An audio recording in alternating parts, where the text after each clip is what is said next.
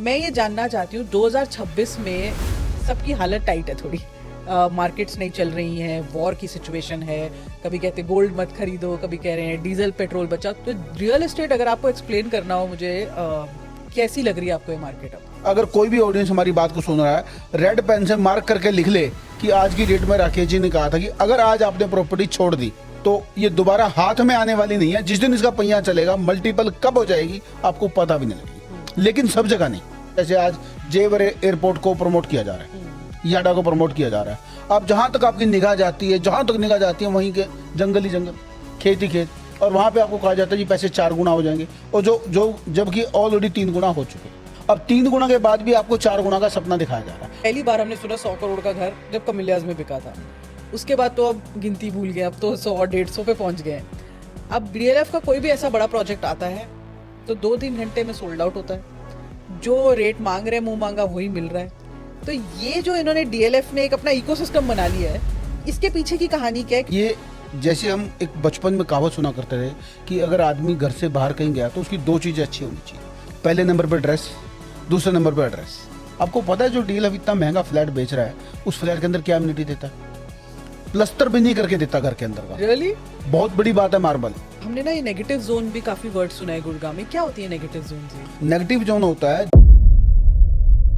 अगर आप रहने के लिए लेना है, लेट्स से अगर आपको, और आपको पूछे तो रेडी टू मूव इन या constructed floor builder upcoming project, या आप क्या उसमें कहोगे? जब भी कोई आपको घर लेना है तो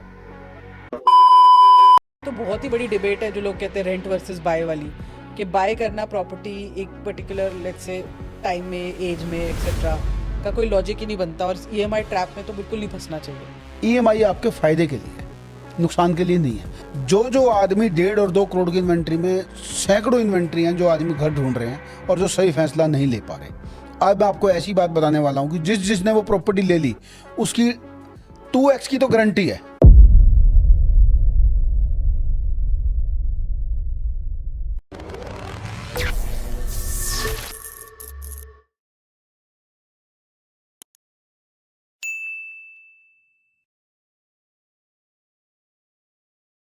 हम अक्सर बहुत पॉडकास्ट करते हैं जिसमें हम म्यूचुअल फंड, एसआईपी, इन सब की बात करते हैं जब वेल्थ क्रिएशन की बात हो रही हो।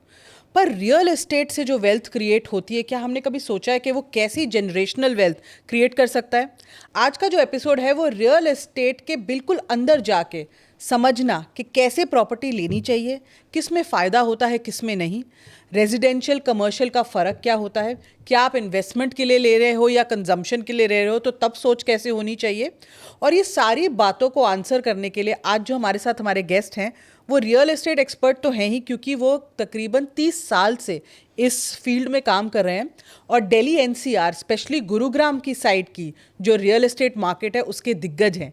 तो आइए बात करते हैं आज हमारे एक्सपर्ट गेस्ट से, राकेश चुग जी। थैंक यू सर, आप आए हमारे पॉडकास्ट पे। थैंक यू मैडम, आपने इतना कीमती समय दिया। मैं ये जानना चाहती हूँ 2026 में सबकी हालत टाइट है थोड़ी। मार्केट्स नहीं चल रही हैं, वॉर की सिचुएशन है, कभी कहते हैं गोल्ड मत खरीदो, कभी कह रहे हैं डीजल पेट्रोल बचाओ। तो रियल एस्टेट 2026 में अगर आपको मुझे बताना हो कि क्या है, अब 2026 का सेकेंड हाफ रह गया है, तो रियल एस्टेट अगर आपको एक्सप्लेन करना हो मुझे, कैसी लग रही है आपको ये मार्केट अब? मैडम, ये प्रॉपर्टी लेने वाले के लिए ना प्रभु ने गोल्डन चांस दिया है। अच्छा। जो आदमी पिछले 10 साल से प्रॉपर्टी खोज रहे हैं और वो सही फैसला नहीं ले पा रहे, तो ये लेने के लिए उनके लिए बाइंग का इससे अच्छा टाइम दोबारा नहीं मिल सकता। पर जहाँ तक हम देख रहे हैं रियल एस्टेट के प्राइसेस में बहुत आग लगी हुई है। कोविड के बाद से ही कोई भी अनाप शनाप रेट मांग रहा है, चाहे 2x से हो, चाहे 3x बढ़ा हो, चाहे 5x बढ़ा हो, कहीं कहीं 10x बढ़ा हो। मतलब समझ ही नहीं आता कि कैसे ये इतनी डिमांड है, या ये जो अनाप शनाप रेट है ये कैसे इतने बड़े हैं रियल एस्टेट में? मैडम, 2 बातें हैं। पहले आदमी मकान को ना मकान समझता था, अब मकान को एक एसेट्स में कन्वर्ट हो गया। ओके। पहले आदमी घर लेता था एक शांति की नींद के लिए, तो उसका कोई सपना नहीं होता था। जब से कोविड आया तो लोगों को पता लगा कि मेरे पास तो गाड़ी लगाने के लिए पार्किंग नहीं है। हम घर पे सारे, पहले क्या है, हस्बैंड अलग नौकरी कर रहा है, वाइफ अलग जॉब कर रही है या बिजनेस में है, बच्चे स्कूल में चले गए हैं, तो किसी की डे की शिफ्ट है, किसी की नाइट की शिफ्ट है। तो घर पे सारे लोग इकट्ठे कभी रहे ही नहीं, डाइनिंग टेबल पे महीनों महीनों सब ने एक साथ कभी खाना ही नहीं खाया। तो जब कोविड की स्थिति आई तो उनको पता लगा कि हम इतने छोटे से घर में इतने लोग रह कैसे रहे हैं, कि हमारे को तो रहने के लिए अलग सेपरेट रूम चाहिए। फिर वर्क फ्रॉम होम का वो आ गया, वर्क फ्रॉम होम के लिए जगह चाहिए।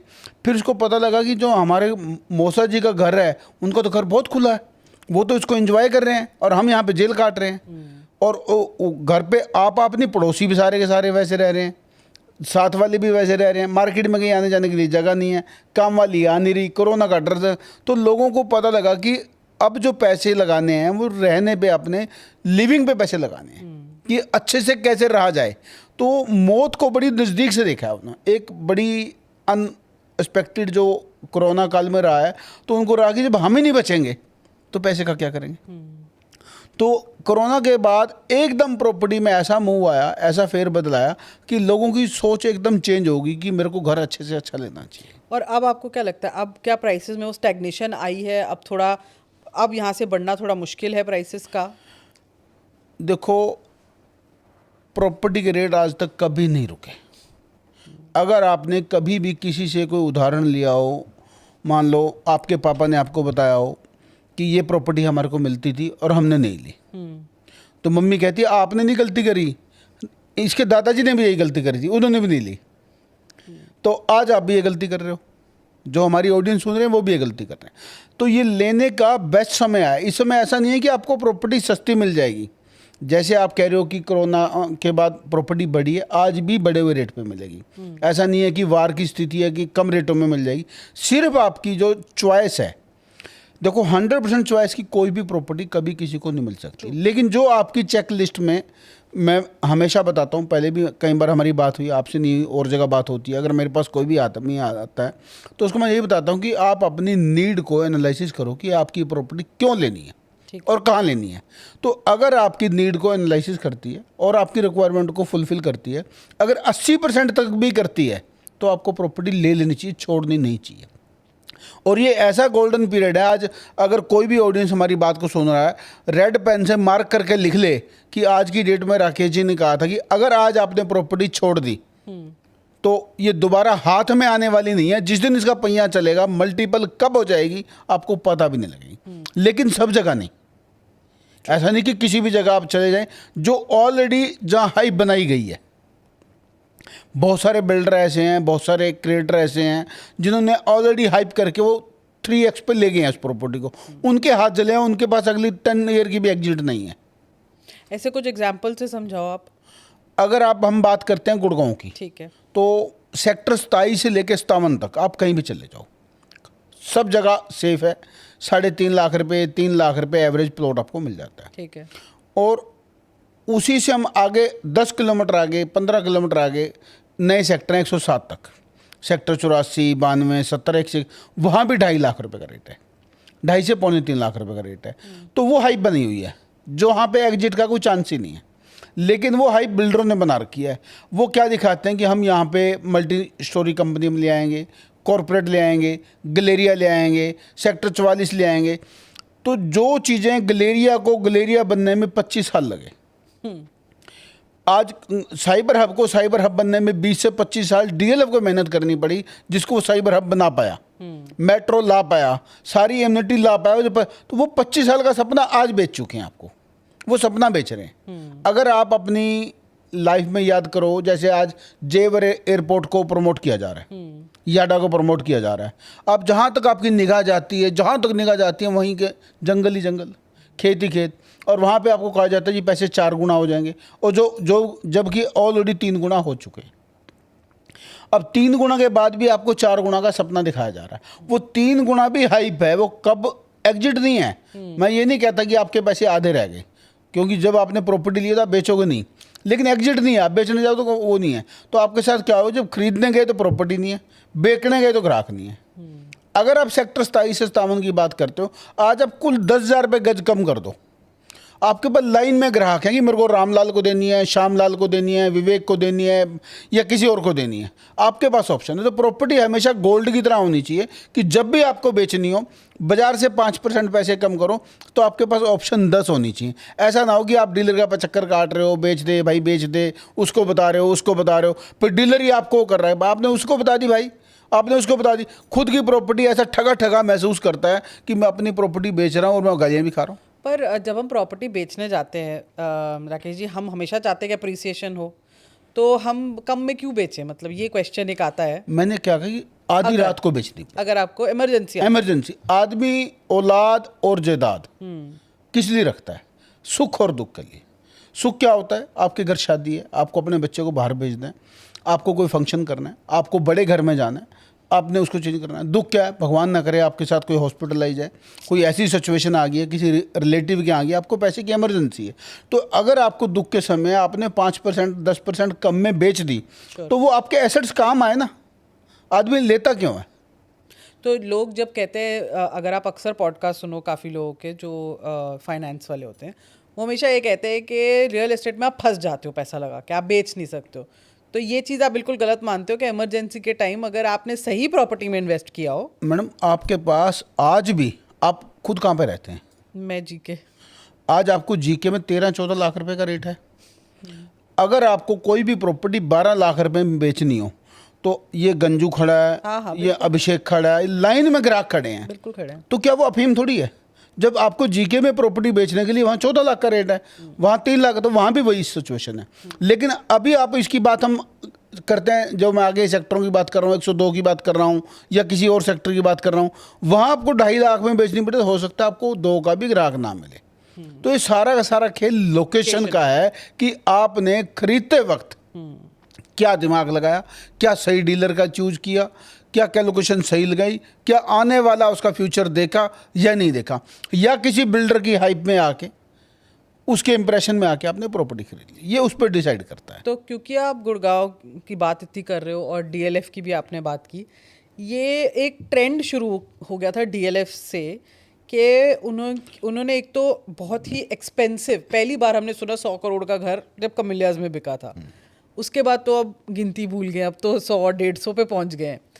अब डीएलएफ का कोई भी ऐसा बड़ा प्रोजेक्ट आता है तो 2-3 घंटे में सोल्ड आउट होता है, जो रेट मांग रहे हैं मुंह मांगा वही मिल रहा है। तो ये जो इन्होंने डीएलएफ ने एक अपना इकोसिस्टम बना लिया है, इसके पीछे की कहानी क्या है? क्योंकि ये आज तक जो आम जनता है वो नहीं समझ पा रही कि इतना क्या होड़ है कि अगर डीएलएफ की प्रॉपर्टी आई तो इतना खरीदनी है। आपने बड़ा अच्छा सवाल पूछा। अक्सर हमारे को भी अगर किसी की कॉल आती है तो ये सवाल हमारे से अक्सर पूछा जाता है। डीएलएफ जो ये प्रॉपर्टी बेचता है, ये प्रॉपर्टी नहीं बेचता। ये जैसे हम एक बचपन में कहावत सुना करते थे कि अगर आदमी घर से बाहर कहीं गया तो उसकी 2 चीज़ें अच्छी होनी चाहिए। पहले नंबर पर ड्रेस, दूसरे नंबर पर एड्रेस। तो ड्रेस से आदमी सामने से आपको फेस करता है कि इसकी ड्रेस सेंस क्या है। फिर आदमी पूछता है कि कहाँ से आए हो, आप कहते हो जी मैं दिल्ली से आया हूँ। कौन सी जगह से आया हो? जीके से आया हूँ। तो आदमी खड़ा हो जाता है एकदम, अरे भाई जीके से आया, बहुत बड़ा आदमी होगा। तो वो एड्रेस है। एड्रेस कैसे होता है कि ये एड्रेस क्या? आपका साथ वाला पड़ोसी कौन है? ये ऋतिक अग्रवाल है जी। ये कौन है जी? लेंस कार्ट का मालिक है जी। ये कौन है? ये वो परफ्यूम आती है, क्या नाम उसका, उनका नाम है कपूर। ये कपूर साहब का घर है। ये किसका घर है? ये धोनी का घर है। तो आपके नेबरहुड के पैसे हैं कि आपके नेबर में कौन रह रहा है। आपको पता है जो डील अब इतना महंगा फ्लैट बेच रहा है, उस फ्लैट के अंदर क्या एमिनिटी देता है? प्लस्तर भी नहीं करके देता घर के अंदर का। रियली? मार्बल भी, बहुत बड़ी बात है मार्बल। आपको किचन भी, कोई वॉशरूम नहीं, कुछ नहीं, एक 4 दीवारी करके इनलेट और आउटलेट के पानी के पॉइंट और इलेक्ट्रिकल के पॉइंट और सिक्योरिटी, बाहर की इम्यूनिटी सारी एक क्लास देता है, अंदर कुछ भी नहीं देता। जो फ्लैट आज आप 150 करोड़ रुपए की बात कर रहे हो या 120 करोड़ रुपए की बात कर रहे हो, अभी उन्होंने लिया जो आपका ये शेयर के जो हैं केला ने, मधु केला जी ने जो फ्लैट लिया है, तो वो उन्होंने अडालिया में लिया है और उसका पोजीशन भी 5 साल बाद मिलना है। तो वो एड्रेस के पैसे हैं। अंदर मैंने बताया आपको प्लास्टर भी नहीं मिलता। जो इसका इंटीरियर करते हैं, इंटीरियर का कौन करता है? अरमानी, गुच्ची, ऐसे ऐसे ब्रांड करते हैं, और जो अंदर के इंटीरियर के ही 40 करोड़ रुपए ले जाते हैं। अभी हमारे मित्र हैं वहाँ पे, सुनील जी, हम उनके फ्लैट में गए, वो बता रहे हैं 45 करोड़ रुपए दे दिए। फिर एक हमारे और मित्र हैं, उनकी यहाँ पे कश्मीरी गेट में 100 के आसपास शॉप हैं और पूरे इंग्लैंड में और पूरे हिंदुस्तान में गोल्ड का बहुत बड़ा काम है। उन्होंने फ्लैट पे मुहूर्त पे गए तो हमने देखा, बहुत अच्छा फ्लैट बनाया। वो चांस की बात है, फ्लैट दिलाया भी हमने था उनको। तो मैंने पूछा, मैं सर कुछ आपने तो शक्ल ही चेंज कर दी। तो कहना 35 करोड़ रुपए लाए ने रखे हैं। हैं? तो 35 करोड़ रुपए जिस आदमी ने इंटीरियर पे लगा दिए, तो वो एसेट्स, वो एक एड्रेस है, वो एक अलग नशा है। वो एक BMW है, एक मर्सिडीज है। अगर आप मर्सिडीज लाते हो तो सर्विस की परवाह नहीं करते, ऑफ कोर्स। वो क्लास ही अलग है। वो एड्रेस के पैसे हैं, वो ना कि DLF के पैसे हैं। तो मतलब आप कहना चाहते हो वहाँ पे जो उनका आपस में इकोसिस्टम बनता है, जब आप कॉफ़ी पे बैठते हो, सुबह पार्क में सैर करते हो, तो आपके साथ सैर कौन कर रहा है? आपके उससे क्या बिजनेस रिलेशन बनते हैं? ये कौन है जी? ये स्लिपवेल का मालिक है जी। ये कौन है? ये लेंस कार्ट का मालिक है जी। ये कौन है? ये ओयो का मालिक है जी। ये कौन है? जैसे मैंने बताया गोल्ड वाले हैं। ये कौन है जी? मुंजाल शोभा वाले हैं। तो इतने बड़े बड़े ब्रांड जब आपके साथ हैं, ये कौन है? मार्बल टी वालों को भी हमने दिया। तो उनकी एसोसिएशन के पैसे हैं, उसकी कोई, वो कितने पैसे किस डील में कहाँ कर जाते हैं, वो आपकी हमारी सोच से ऊपर का मामला है। तो आप कहना चाहते हो कि ये प्रीमियम DLF मांगता रहेगा और ये जो इनका सिलसिला है ये चलता रहेगा। हाँ। तो जिसने देना है दे, जो नहीं देना वो एड्रेस के पीछे जिसको, ये अलग ही क्लास है, गेम चल रही है। हाँ नहीं, क्लास है, गेम नहीं है, ये अलग ही क्लास है। वहाँ होड़ लगी हुई है कि मैं कैसे जाऊँ। बल्कि DLF, अगर आपके पास मान लो आप किसान हो, आपकी ज़मीन बिकी और आपके पास 500 करोड़ रुपए मुआवजा आ गया, आप DLF के पास जाते हो कि मेरे पास 500 करोड़ रुपए, तेरे फ्लैट की कीमत बता कितनी है। तो DLF आपको फ्लैट नहीं देगा। क्यों? DLF पैसे से फ्लैट नहीं बेचता, वो आपका स्टेटस सिंबल है, प्रोफाइल से बेचता, वो आपकी प्रोफाइल से बेचता है। आपकी प्रोफाइल, इतना बैंक लोन देने वाला, आपको कर्जा देने वाला आपकी प्रोफाइल को रीड नहीं करता जितना DLF करता है। Really? उसमें आपके नाम कोई FIR नहीं होनी चाहिए, कोई भी आपकी सिविल खराब नहीं होनी चाहिए, कोई भी आपका आज तक किसी भी प्रकार का डिस्प्यूट, बहुत कुछ उनके क्राइटेरिया हैं, वो सब क्राइटेरिया में पास होता है। उसके बाद DLF आपको एंट्री करता है, फ्लैट दिखाता है, दिखाने के लिए एंट्री करता है। अच्छा। अंदर देखने को भी नहीं जाने देता। तो अच्छा, उन्होंने अपना ही एक प्रोसेस पूरा बना। हाँ, मतलब कि पैसों से फ्लैट नहीं मिलता वहाँ। तो इसीलिए वहाँ फ्लैट की जो हमेशा चर्चा में रहता है कि लेने वालों की लाइन लगी रहती है। जिस आदमी को इतने पैसे लगाने के बाद फ्लैट मिलता है, वो जाके भगवान जी के मंदिर में हाथ जोड़ता है कि प्रभु मेरा काम बन गया। अच्छा, अगर मैं कुछ सिटीज़ बोलूँ, जैसे दिल्ली NCR हो गया, बॉम्बे है, बेंगलोर है, हैदराबाद है, इनमें से अभी आपको क्या लगता है कि ये मार्केट्स बहुत ओवर सैचुरेटेड हो चुकी हैं, या अभी भी इनमें से कोई ऐसी मार्केट्स हैं जो अभी भी प्रॉपर्टी के मामले में हॉट है? तो मैडम, ये ना हर शहर की अपनी एक क्लास होती है, और किसी भी शहर की प्रॉपर्टी के रेट बढ़ने का पीछे कारण होता है। बहुत सारे कारण होते हैं, एक नहीं बहुत सारे कारण होते हैं, जिसमें रोड का, जो गडकरी जी ने रोड से सबसे मैपिंग कर दी, जहाँ जहाँ रोड गई हैं वहाँ रेटों के सब जगह अप्रिसिएशन होगा। राइट। उसके बाद रेलवे का, उसके बाद एयरपोर्ट का, फिर मेट्रो सिटी का, उसके बाद बड़े बड़े हॉस्पिटल। इन सबसे बड़ा कारण एक और भी होता है। अच्छा। जो हम डेवलपमेंट सरकार की तो सुनते हैं, वो सुनते हैं, इससे सबसे बड़ा कारण होता है एम्प्लॉयमेंट का। जहाँ कॉरपोरेट ज़्यादा जाता है, कॉरपोरेट का जो पेइंग कैपेसिटी का जो बजट है, वो आम किसान से, आम लोगों से, आम व्यापारी से ज़्यादा होता है। दूसरी बात, उसका सोचने का जो एक लेवल है, वो वर्ल्ड लेवल का होता है। जो कॉरपोरेट में काम कर रहा है, कोई US के लिए काम कर रहा है, कोई ऑस्ट्रेलिया के लिए काम कर रहा है, कोई कनाडा के लिए काम कर रहा है, तो वो बात भी उनसे कर रहा है, सेगमेंट भी उनका देख रहा है, और उसके ट्रिप भी कंपनी की तरफ से वहाँ लगते हैं, तो वो उस लेवल से सोचता है। तो उसका जो लेवल है, रोटी कपड़ा मकान का नहीं है, उसका लेवल अलग है। तो जहाँ कॉरपोरेट के ऑफिस ज़्यादा आएंगे, जहाँ एम्प्लॉयमेंट ज़्यादा आएगी, जहाँ एम्प्लॉयमेंट से जिन पेइंग कैपेसिटी ज़्यादा होगी आपकी, तो पेइंग कैपेसिटी से आदमी प्रॉपर्टी, पेइंग कैपेसिटी से पैसे बढ़ते हैं। तो जहाँ पे ये सब कुछ आता रहेगा, वहाँ प्रॉपर्टी के रेट बढ़ते रहेंगे। जहाँ ये चीज़ें नहीं आएंगी तो वहाँ बढ़ेंगे, स्लो बढ़ेंगे। लेकिन प्रॉपर्टी जहाँ हाइप नहीं है, आप अपने किसी भी, चाहे Tier 2, Tier 3, Tier 4 कहीं भी चले जाएं, एप्रिसिएशन सब जगह होगा, लेकिन किस लेवल पे होगा वो अलग अलग बात है। तो अगर मुझे किसी Tier 2 सिटी में इन्वेस्ट करना है, तो ऐसी क्या चेकलिस्ट मुझे रखनी चाहिए दिमाग में? क्योंकि आजकल लोग यही कहते हैं कि Tier 2 में ही अप्रिसिएशन आपको 1 से तो ज़्यादा ही मिलेगी। तो अगर मुझे करना है इन्वेस्ट तो क्या ऐसी एक चेकलिस्ट रखूं मैं दिमाग में? जो अभी आपने कहा ना कि टीयर 2 में 1 से ज़्यादा मिलेगी, ये बिल्कुल गलत है। गलत है। ये बिल्कुल एकदम ट्रैप है। ठीक है। आप अपनी नीड को एनालिसिस करो कि आपको प्रॉपर्टी क्यों लेनी है। दूसरी बात, प्रॉपर्टी हमेशा वहाँ लेनी चाहिए जहाँ निगाह के सामने रहे। आपने टीयर 2, टीयर 3, टीयर 4, आज बीकानेर ले लो, वहाँ 50,000 रुपये में बीघा मिल जाता है। और आप जितने रुपए में आप यहाँ 500 गज का प्लॉट बेचते हो, वहाँ पे आपके पास 500 बीघे आ जाते हैं। और 500 बीघे इतनी लैंड होती है कि आप यहाँ से लेके वहाँ तक देख भी नहीं सकते। चल के जाना तो बहुत दूर की बात है, एक कोने से दूसरा कोना देख भी नहीं सकते। तो आपको जी मेरे को तो इतनी ज़मीन मिल गई, लेकिन वहाँ कुछ होता ही नहीं है, रेत ही रेत है। दूसरी बात, वहाँ एप्रिसिएशन का कोई कारण ही नहीं है, तो कैसे रेट बढ़ेंगे? आपने 500 बीघा तो ले ली, बेचने के लिए आज तो आपने बड़े खुश होकर ले ली, बेचने के लिए आप ढूंढ ढूंढ थक जाओगे, आपको बंदा ही नहीं मिलेगा।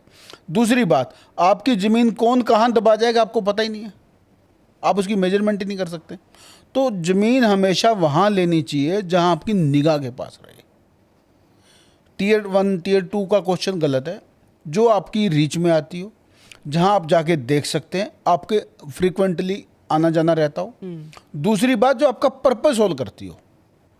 ऐसा नहीं कि आपने मान लो कि इंडस्ट्री का प्लॉट ले लिया, आज रिको जो है राजस्थान में कुल 500 रुपये मीटर में प्लॉट बेच रही है। 500 रुपये मीटर में आज पेंट का कपड़ा नहीं मिलता, अच्छी शर्ट का कपड़ा था तो कपड़ा नहीं मिलता, और 500 रुपये मीटर में आपको प्लॉट मिल रहे हैं और लोग बड़े खुश होकर ले रहे हैं। तो लोगों ने इतने हाथ जलाए हैं, इतने हाथ जलाए हैं कि वो 500 रुपये जो दिए हैं वो आज तक वापस नहीं आए, और पैसे भी सरकार को दिए हैं। ऐसा नहीं कि आप किसी ट्रैप में फंसे हैं। तो क्या हुआ, 1000 मीटर का आपने प्लॉट ले लिया। आज 1000 मीटर का अगर आपने प्लॉट लिया तो पैसे सरकार को, तो सरकार कहती है जी आपको बनाने का 1 साल का समय है, 1 साल में आप इसका GST लो, आप इसका फायर की NOC लाओ, आप इलेक्ट्रिकल की NOC लाओ, आप नक्शा पास कराओ, आप इसका कंप्लीशन लाओ, आप सीवरेज कनेक्शन कराओ। जितने रुपये का प्लॉट है उससे ज़्यादा डेवलपमेंट के पैसे हैं उसके भी। और इंडस्ट्री आपको लगानी नहीं, इंडस्ट्री की आपको ABCD नहीं आती, तो आप वो सारे उनके कंप्लाइंसेस पूरे करने के लिए, उसकी डेवलपमेंट पूरी करने के लिए जितने रुपये का प्लॉट था उससे 2 गुना आपने पैसे खर्च कर दिए। आज आप उसको सब कुछ खर्च करने के बाद आपको काम कुछ करना नहीं। आप उदाहरण किसका दे रहे हो जी? MDH वाले ने फैक्ट्री लगाई थी, बहुत पैसे कमा लिए। हमने तो कुल 1000 मीटर लिया, उसने तो 10 एकड़ ली थी। भाई उसने 10 एकड़ रन की है। हैवल्स वाले ने लगाई है, उसने फैक्ट्री रन की है। आप लगा रहे हो टेक्समो वाले ने लगाई, उसने फैक्ट्री रन की है, वो उसको चला रहा है, वो एम्प्लॉयमेंट दे रहा है। आपने तो 1000 मीटर का प्लॉट लिया, आपको पता ही नहीं कि आप इस ट्रैप में फंस गए हो, तो आपके पास एग्जिट नहीं है। अब आप वो डेवलपमेंट नहीं कर पाए। फिर डेवलपमेंट के बाद आपको 1 साल की प्रोडक्शन दिखानी है, सेल दिखानी है। सेल कैसे दिखाओगे? आपके पास काम होगा जब तो सेल दिखाओगे। आप उसको किराए भी नहीं दे सकते। फिर आप क्या करते हो? मैं फंस गया। तो जो पैसे आपने डेवलपमेंट के लगाए वो तो पैसे जीरो, खत्म, उनकी कोई वापसी नहीं है। जो प्लॉट के पैसे लगाए वो ट्रांसफरेबल नहीं है। तो अब आप क्या कर रहे हो? एक मंत्री जी से फ़ोन करवा रहे हो, बाबू जी मैं फंस गया, ले लो। जाके भगवान जी के आगे आरती लगा रहे हो कि मैं फंस गया। अरे भाई, जब तूने लिया था, जब तूने मंत्री जी को पूछा था, या जब तो तूने ऐड पढ़ी कि रिको का प्लाट पेंट से भी सस्ता मिल रहा है, तो आपको अपनी नीड को एनालिसिस करना है कि ये प्रॉपर्टी मैं क्यों ले रहा हूँ। सस्ता क्वेश्चन नहीं लेना, ये कभी भी नहीं सोचना कि मैं सस्ती प्रॉपर्टी, जैसे मैंने अभी आपका बीकानेर 500 बीघा ले लिया आपने, सस्ती के चक्कर में ले ली, नहीं, बिल्कुल भी नहीं लेनी। जो आपकी नीड को, आपकी निगाह को, आपको उसका फ्यूचर पता हो, आपको उसका सारा पता हो, वो प्रॉपर्टी लेनी चाहिए। सस्ती देख के कुछ नहीं लेना चाहिए। तो अभी जैसे आपने बताया, ये तो मैंने आपसे स्मॉल टाउन और लार्ज टाउन का पूछा। अब दिल्ली NCR की बात करते हैं। NCR के भी बड़े सैटेलाइट टाउन्स हैं, गुड़गांव हो गया, नोएडा है, फरीदाबाद है। तो इनमें से मतलब कौन ओवर पावर करता है? कौन बेटर है रहने के लिए, कौन सा बेटर है कमर्शियल के लिए? मतलब कैसे आप एनालाइज करते हो ये सारे टाउन्स को? ये भी ना, जो अभी हमने क्वेश्चन किया कि नीड के ऊपर बात है। आपकी फैमिली का क्या साइज है, आपकी फैमिली क्या करती है, हस्बैंड क्या करते हैं, वाइफ क्या करते हैं, आपके पेरेंट्स क्या करते हैं, आपके बच्चे क्या करते हैं, और आने वाला फ्यूचर क्या है, उसको देख के आपको अपनी, मान लो आप गुड़गांव में रहते हो और प्रॉपर्टी आपने नोएडा में ले ली, या जॉब आपकी नोएडा में, घर आपका गुड़गांव में, तो 2 घंटे से 1.5 घंटा आपने सुबह का और 1.5 घंटा शाम का, 3 घंटे पर डे के हिसाब से आपने साल के 300 दिन भी लगा लो तो 900 घंटे आपने, अगर वो 900 घंटे आप कुछ काम करते तो आपकी क्रेडिबिलिटी बढ़ती। उसके बाद आपने यहाँ सोच के क्यों ले ली कि वहाँ सस्ती है? हमेशा प्रॉपर्टी को आप इस तरह से ना लेके प्रॉपर्टी को ऐसे लेंगे, मान लो आपके बच्चे पढ़ते हैं तो आपके बच्चों का क्या फ्यूचर है, आगे उनको कहाँ क्या करना है, किस कोर्स में जाना है, कौन सी यूनिवर्सिटी में जाना है, और कौन सी यूनिवर्सिटी आपके नज़दीक पड़ती है या कौन सी आपको छूट कर, फिर आपकी खुद की जॉब का है, दूसरे बात आपकी वाइफ की जॉब का है, फिर आने वाला फ्यूचर क्या है। मान लो कुछ आदमी बच्चे मैरिड हैं, कुछ अनमैरिड हैं, मान लो किसी का मैरिड का प्लान है। अब मैरिड के प्लान में हर आदमी के मन में होता है कि जो मैं लड़की लाऊंगा वो किस टाइप की, वो मैं जॉब वाली लाऊंगा या मैं हाउस वाइफ लाऊंगा या गांव की लाऊंगा। तो ये सारा का सारा उसको अगर हम किसी एक सिनेरियो को पकड़ लें तो उसको समझाना आसान हो जाएगा। किसी भी एक सिनेरियो को ले लेते हैं तो मान लो हम गुड़गांव की प्रॉपर्टी की बात कर लेते हैं और हस्बैंड वाइफ की जॉब की बात कर लेते हैं। ठीक है। अगर मान लो गुड़गांव साइबर सिटी में आदमी जॉब करता है, वाइफ उसकी एमआईटी में टीचर है, बच्चे उसके एमआईटी में पढ़ते हैं, तो उसको एमआईटी के आसपास घर लेना चाहिए। क्यों लेना चाहिए? कि जो सुबह का आधा घंटा होता है बड़ा क्रिटिकल होता है, उसी समय बच्चों को स्कूल जाना होता है, उसी समय वाइफ को जॉब जाना होता है, और उसी समय जॉब का समय होता है, और उसी समय सास बहू का आता है, मेरे को खाना इस समय चाहिए, मेरी शुगर बढ़ जाती है। और काम वाली का प्रेशर भी उसी समय होता है, काम वाली भी नहीं मिलती क्योंकि बाजू वाले घर में भी वही हो रहा है। तो वो आपके सेकंडों के हिसाब से कैलकुलेशन होती है। अब घर आपने 25 किलोमीटर दूर ले लिया तो आपका रास्ते का रन बढ़ गया। अगर घर आपने वॉकिंग पर ले लिया तो जो आपका रास्ते का 20 मिनट का रन है वो कम हो गया, तो आपकी लाइफ जो ईजी होगी। बिल्कुल। तो आपको अपनी नीड, हमने खाली एमआईटी का उदाहरण लिया, हम एमआईटी की बात नहीं करें, कहीं भी आपके बच्चे पढ़ रहे हैं, स्कॉटिश पढ़ रहे हैं या डीपीएस पढ़ रहे हैं, या आपकी जॉब जहाँ है साइबर सिटी नहीं है, आपकी मानेसर जॉब है तो मानेसर लेना चाहिए। आपकी जॉब फरीदाबाद है तो बच्चे फरीदाबाद पढ़ते हैं, फरीदाबाद लेना चाहिए। अगर आपके बच्चे दिल्ली पढ़ते हैं तो दिल्ली। तो ये शहर के हिसाब से प्रॉपर्टी नहीं लेनी चाहिए, अपनी नीड के हिसाब से लेनी चाहिए कि आपकी नीड कहाँ है। पर प्राइस वाइज इनमें क्या फ़र्क है, let's say Gurugram versus Noida versus Faridabad? अगर हम दिल्ली की क्रीम की बात करते हैं तो एसडीजे है, ग्रीन पार्क है, जीके है, या और साउथ दिल्ली की सारी की बात करते हैं, एवरेज 14 लाख रुपए का रेट है। राइट। अगर हम गुड़गांव की बात करते हैं तो जो अच्छी क्रीम की बात करते हैं वो 4-1 लाख रुपए का रेट है। ठीक है। अगर हम फरीदाबाद की बात करते हैं तो जो अच्छी क्रीम है, जो सेक्टर 21 सेक्टर जो ठीक ठाक अच्छे सेक्टरों में गिने जाते हैं, वहाँ पे 2 लाख रुपए, 1.5 से 2 लाख रुपए का रेट है।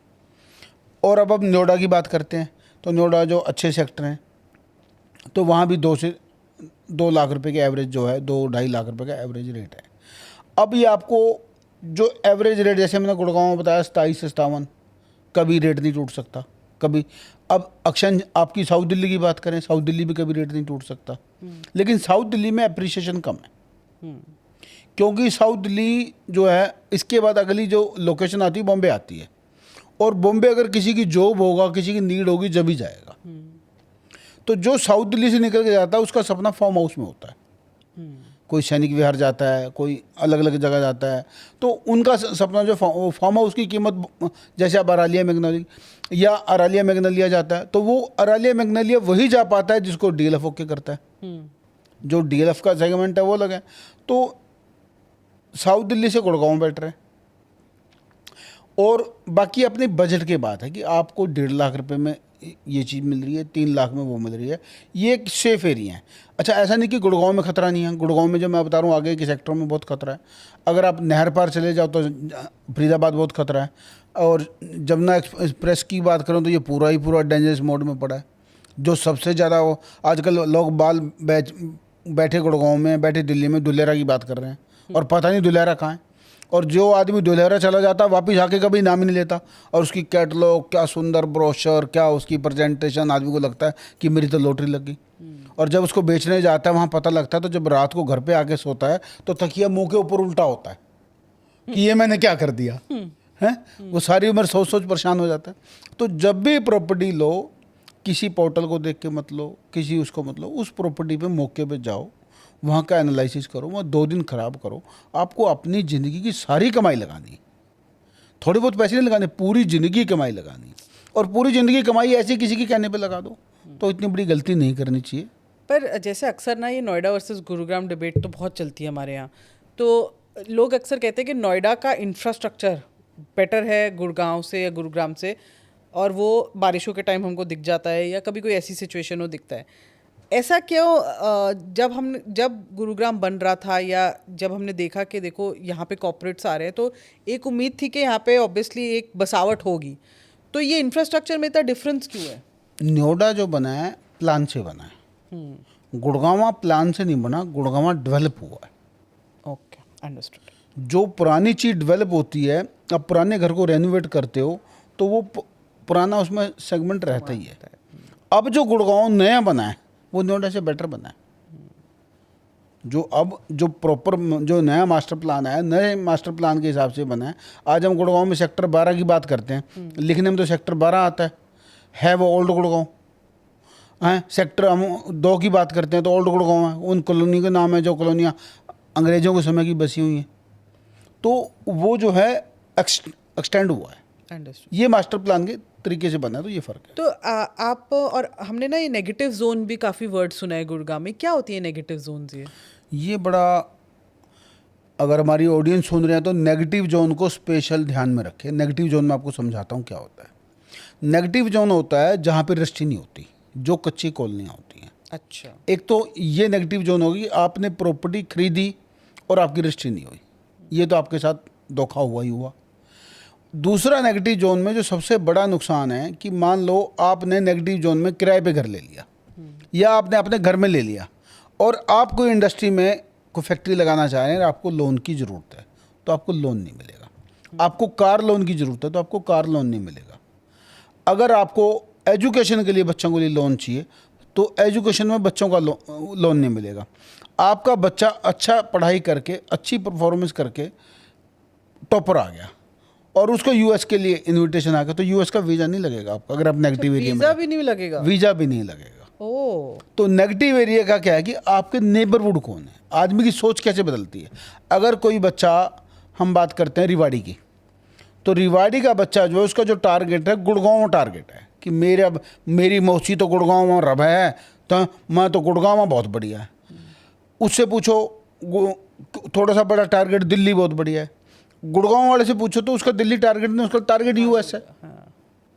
अगर यही बात हम करें कैथल की या आगे पंजाब की, पंजाब के जो आसपास एरिया हैं तो वो लुधियाना को टारगेट करते हैं या जलंधर को टारगेट करते हैं, या इधर छोटे शहरों की बात करें तो चंडीगढ़ को टारगेट करते हैं, तो उनका टारगेट वहाँ ख़त्म हो जाता है। तो गुड़गांव को जो टारगेट है वो यूएस को जाके करता है।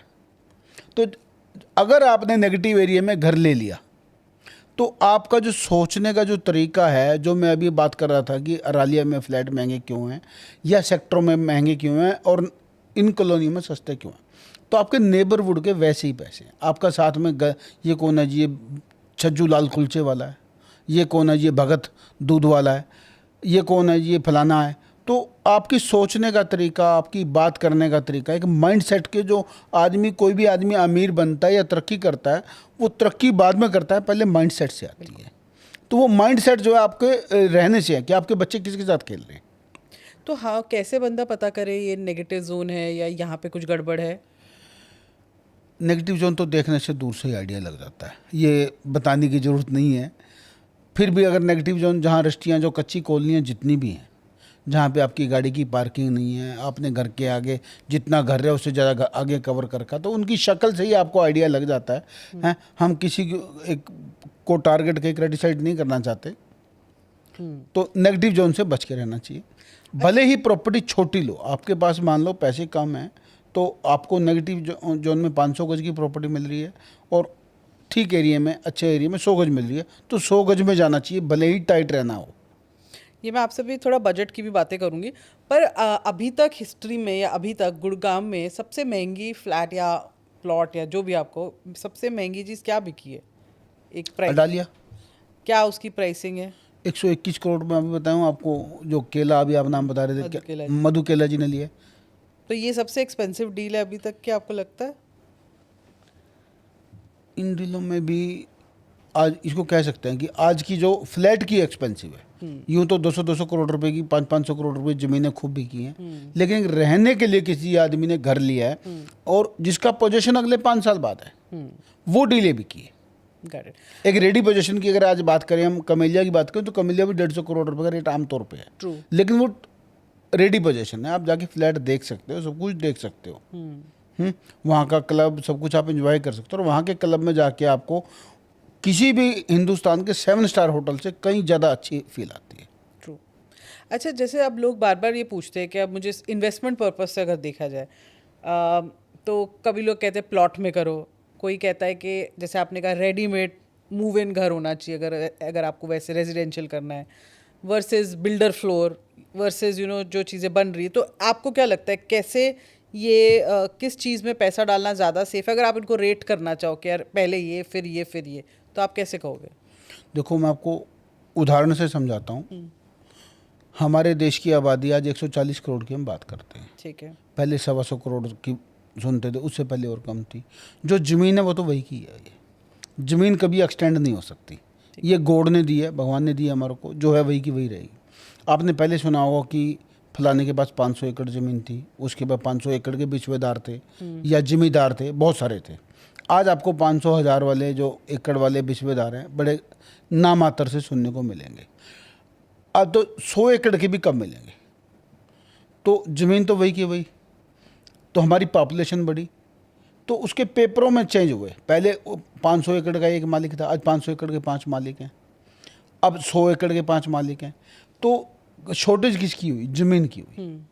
तो पॉपुलेशन हमारी रोज़ बढ़ रही है। राइट। पहले हमारे को लगता था कि दिल्ली को IQ इतना हो जाएगा तो हम दिल्ली छोड़ के शिमला चले जाएंगे या किसी हिल स्टेशन पे चले जाएंगे। अक्सर हर आदमी के मन में ऐसा रहता था, और आज IQ उससे 4 गुना ज़्यादा बढ़ चुका है, फिर भी लोग दिल्ली में रह रहे हैं। और लोगों ने जाके शिमला, कॉटेज, आपका नैनीताल, भीमताल बनाई भी हैं, और ऐसे बहुत सारे केस हैं जो वापस भी आ गए हैं। जो दिल्ली राजधानी में या गुड़गांव में या नोएडा में जो जिसका जहाँ रहने का वर्थ है, रहने की वर्थ कैसे होती है कि आपकी इनकम साधन कहाँ है, आपकी एलिजिबिलिटी कहाँ बनती है, आपके साथी कहाँ है, आपका कहाँ लगता है, तो पैसे हमेशा वहीं बढ़ते हैं। तो जो ज़मीन है, अब मान लो हमने एक उदाहरण तौर पे 1 करोड़ रुपए का एक फ्लैट ले लिया, उसने 50 लाख रुपए की ज़मीन थी, 50 लाख रुपए कंस्ट्रक्शन में लगे थे। जो कंस्ट्रक्शन के पैसे हैं वो 15 साल बाद जीरो हो जाने हैं। और दूसरे साथी ने 1 करोड़ रुपए में उसी साइज़ के, हम 300 गज की प्लॉट की बात कर रहे हैं, 300 गज के 2 प्लॉट ले लिए, तो 15 साल बाद आपके पैसे 600 गज में बढ़े। बिल्कुल। और आपके पैसे 300 गज में बढ़े। 300 गज के आपके पैसे खत्म हो गए, तो अप्रिसिएशन किसको मिला? आपको मिला या जिसने 2 खरीदे उसको मिला? जिसने 2। तो अगर आप इन्वेस्टमेंट की बात कर रहे हैं तो आपको ज़मीन में ही जाना चाहिए, हमेशा ज़मीन में जाना चाहिए, और अच्छी लोकेशन पे जाना चाहिए। जैसे गोल्ड हो पर थोड़ा हो। ऐसा नहीं कि आप 1000 गज में जाओ। बहुत लोगों का सपना है कि किसी को देख के कि मेरे को फार्म हाउस में ले लें, उसमें ले लें। बिल्कुल भी नहीं जाना चाहिए। आपको अपनी पेइंग कैपेसिटी के हिसाब से जाना चाहिए कि आप कहाँ उसको पेइंग कैपेसिटी आपकी अलाउ करती है। हमेशा आप किसी रिसोर्ट में जाते हैं, आपको लगता है मेरा सपनों का घर ऐसा हो। किसी शादी में जाते हैं, रिसोर्ट देखते हैं कि ये ऐसा हो। उनकी मेंटेनेंस इतनी होती है, जो आदमी हाथी रखता है दरवाजे बहुत ऊंचे रखता है, और दरवाजे ऊंचे से अलावा उनको खाना भी मन भर देना पड़ता है। आप एक काम वाली भी झिकझिक करते हो, और वहाँ कितने घास काटने वाले लगे हुए हैं, कितने आपके उस पर स्विमिंग पूल पे सफाई वाले लगे हुए हैं, कितनी सिक्योरिटी लगी हुई है, कितने और बहुत सारे सिस्टम लगे हुए हैं, सारा मेंटेन करने के लिए लगा हुआ है। यहाँ पे तो आपको पानी MCG का मिल रहा है, वहाँ पानी का बोर आपका है, वहाँ यहाँ पे आपका जो सीवरेज है वो सरकार सीवरेज लाइन में जा रहा है, वो सीवरेज का STB आपका लगा हुआ है। तो वो मेंटेनेंस बहुत ज़्यादा। तो ये चीज़ें दूसरों की अच्छी लगती हैं, आप अपनी पेइंग कैपेसिटी देखो, अपने हिसाब से देख के उस हिसाब से लेना चाहिए। तो आप कह रहे हो तो अगर रैंक करना हो तो सबसे पहले इन्वेस्टमेंट करनी तो प्लॉट में देखी जाए। पहली इन्वेस्टमेंट हमेशा प्लॉट में करनी चाहिए। ठीक है। उसके बाद अगर अपने रहने के लिए लेना है, लेट्स से अगर आपको और आपको कुछ है तो रेडी टू मूव इन या constructed floor builder upcoming project, या आप क्या उसमें वो कहोगे? देखो, जब भी कोई आपको घर लेना है तो रेडीमेड लेना चाहिए। क्यों लेना चाहिए? अगर हम रेडीमेड की बात करते हैं, अभी हम कपड़े की बात कर रहे थे, मान लो आपने एक शर्ट ली, आप मार्केट में अट्टा मार्केट यहाँ चले गए, या आप M ब्लॉक की JK मार्केट चले गए, आपने एक शोरूम गया, नहीं पसंद आया, दूसरे पे गए नहीं पसंद आया, तीसरे पे गए नहीं पसंद आया, आपने चौथे पे गए तो उसके 50 कपड़े निकलवा के दिखा दिए, उसमें से 2 शर्टें आपको पसंद आई, आपने उनको पहना, ड्रेस रूम में गए, उसकी फ़ोटो क्लिक करी, आपने दोस्तों को दिखाई या फैमिली में दिखाई या इंस्टा पे डाली, किस पर लाइक ज़्यादा आए वो शर्ट आपने ले ली। और वहीं आपने एक बहुत अच्छा कंपनी का रेमंड का या सियाराम का कपड़ा लिया, बहुत अच्छी पसंद का लिया, और वो जाके आपने टेलर को दे दिया। अब टेलर ने वो जैसा मर्जी सील के दे दिया आपको, वो आपको पहनना ही पड़ेगा, चाहे उसकी फिटिंग अच्छी आई या बहुत अच्छी आई, वो आपको वैसी फील दे रहा है या नहीं, जो आपके मन में प्लान चल रहा है वैसी फील दे रहा है या नहीं दे रहा, आपके पैसे लग चुके हैं तो आपको वो पहनना पड़ेगा। लेकिन रेडीमेड शर्ट जो है, आपने 20 शर्टों में से 2 ही शर्ट पसंद करी, क्या उन 18 शर्टों में कपड़ा नहीं लगा हुआ था, या उसमें उसका मटेरियल नहीं लगा हुआ था, या जिस टेलर ने सिली उसकी लेबर नहीं लगी हुई थी, या जिस शोरूम वाले ने दिखाई उस एम्प्लॉय की सैलरी नहीं जा रही थी, सब कुछ जा रहा था, लेकिन आपने कौन सी ली जो आपको पसंद आई। ऐसे आप कॉस्मेटिक में भी, अगर आप कोई नेल पेंट की बात करो तो 20 नेल पेंट लगा के देखते हो, लिपस्टिक करते हो तो 20 लगा के देखते हो, जो आपको क्या उनमें कलर नहीं डला हो। तो जो मकान आप लेते हो, जो आपने रेडी टू मूव लिया, तो आपने घर देख के लिया, आपने उसका वॉशरूम देखा, आपने ड्राइंग रूम देखा, आपने सारा अपने दिमाग में इमेज बनाई कि मैं यहाँ कपड़े रखूँगा, ये मेरा ड्रेसर है, ये मेरा रेडी होने की जगह, ये मेरी गेस्ट की जगह, ये मेरी पूजा की जगह है। और जो आपने प्रोजेक्ट लिया, जो कमिंग प्रोजेक्ट आने वाला है जिसकी हम बात कर रहे हैं, उसका क्या दिखाया गया आपको, नक्शा तो आपको समझ ही नहीं आता। अगर हम हमारे देश की जनता की बात करें तो मेरे को लगता है कि 80% लोगों को नक्शा समझ ही नहीं आता। और वो जो नक्शा दिया, आज आपने घर लिया तो आपके इमोशन चालू हो गए। जैसे मैं भी कह रहा था कि आदमी के ना दिमाग में वो चलता है कि पहले रीच कैसे बनता है, हाँ। तो आपकी एक पिक्चर बन जाती है। अब आप किसी के मकान के मुहूर्त पे गए तो आपने उसका घर देखा तो आपने दिमाग में इमेज बना ली कि मेरा वॉशरूम ऐसा होना चाहिए। किसी 5 स्टार होटल में गोवा गए तो वहाँ का आपने बना लिया कि मेरा ड्राइंग रूम ऐसा होना चाहिए, मेरी ड्रेसिंग टेबल ऐसी होनी चाहिए, और ये सब। और जब आपको बिल्डर ने मकान दिया तो कुछ भी नहीं मिला, तो आपको अंदर से ऐसा ठगा सा रिग्रेट सा महसूस करते हो कि मैं तो ठगा गया। और बिल्डर ने फ्लैट ही बहुत मुश्किल दिया। क्यों मुश्किल से दिया? जो फ्लैट आपने 1.25 करोड़ रुपए का लिया उसका रेट ही 1.5 करोड़ रुपए का होगा। आपने 200 उसके बाद चक्कर काटे। तो एक तरफ से तो भगवान को प्रार्थना कर रहे हो कि मेरे को फ्लैट मिल जाए, आप सिफारिश लगवा रहे हो, किसी से फ़ोन करवा रहे हो, जुगाड़ लगा रहे हो कि मेरे को फ्लैट मिल जाए, और जब फ्लैट मिल गया तो आप अपने को ठगा हुआ महसूस करते हो। तो पैसे तो जो आपको लगे वो लगे, एप्रिसिएशन आपको, लेकिन एप्रिसिएशन खाने को तो नहीं दिया ना। जो टेस्ट के लिए आपने पैसे लगाए, अभी आप किसी रेडी पे चले गए, आपने उसे दही बल्ले लिए, आपको अच्छे नहीं लगे, आपने छोड़ दी, 20 रुपए की प्लेट थी, अब दोबारा उससे नहीं खाओगे। आपको जिसकी अच्छी लगी आप वहाँ चले गए, वहाँ जाके खाओ। लेकिन यहाँ तो आपके पास ऑप्शन थोड़ी है कि इसको छोड़ के दूसरे घर में चले जाओगे। तो सारी ज़िंदगी की कमाई लगा दी आपने, अब आप इसको बेचना चाहते हो, तो जब वो घर आपको पसंद नहीं आ रहा तो दूसरों को कैसे पसंद आएगा? वो कहने में तो कागजों में पैसे में बढ़ गया। फिर अगर आप कोई प्रॉपर्टी बेचते हो तो जितनी बार प्रॉपर्टी बेचते हो, जैसे सोना जितने बारी सुनार के पास जाता है उतने बारी कम होता है, ऐसी प्रॉपर्टी जितने बार बिकने के लिए जाती है उतने बार कम होती है।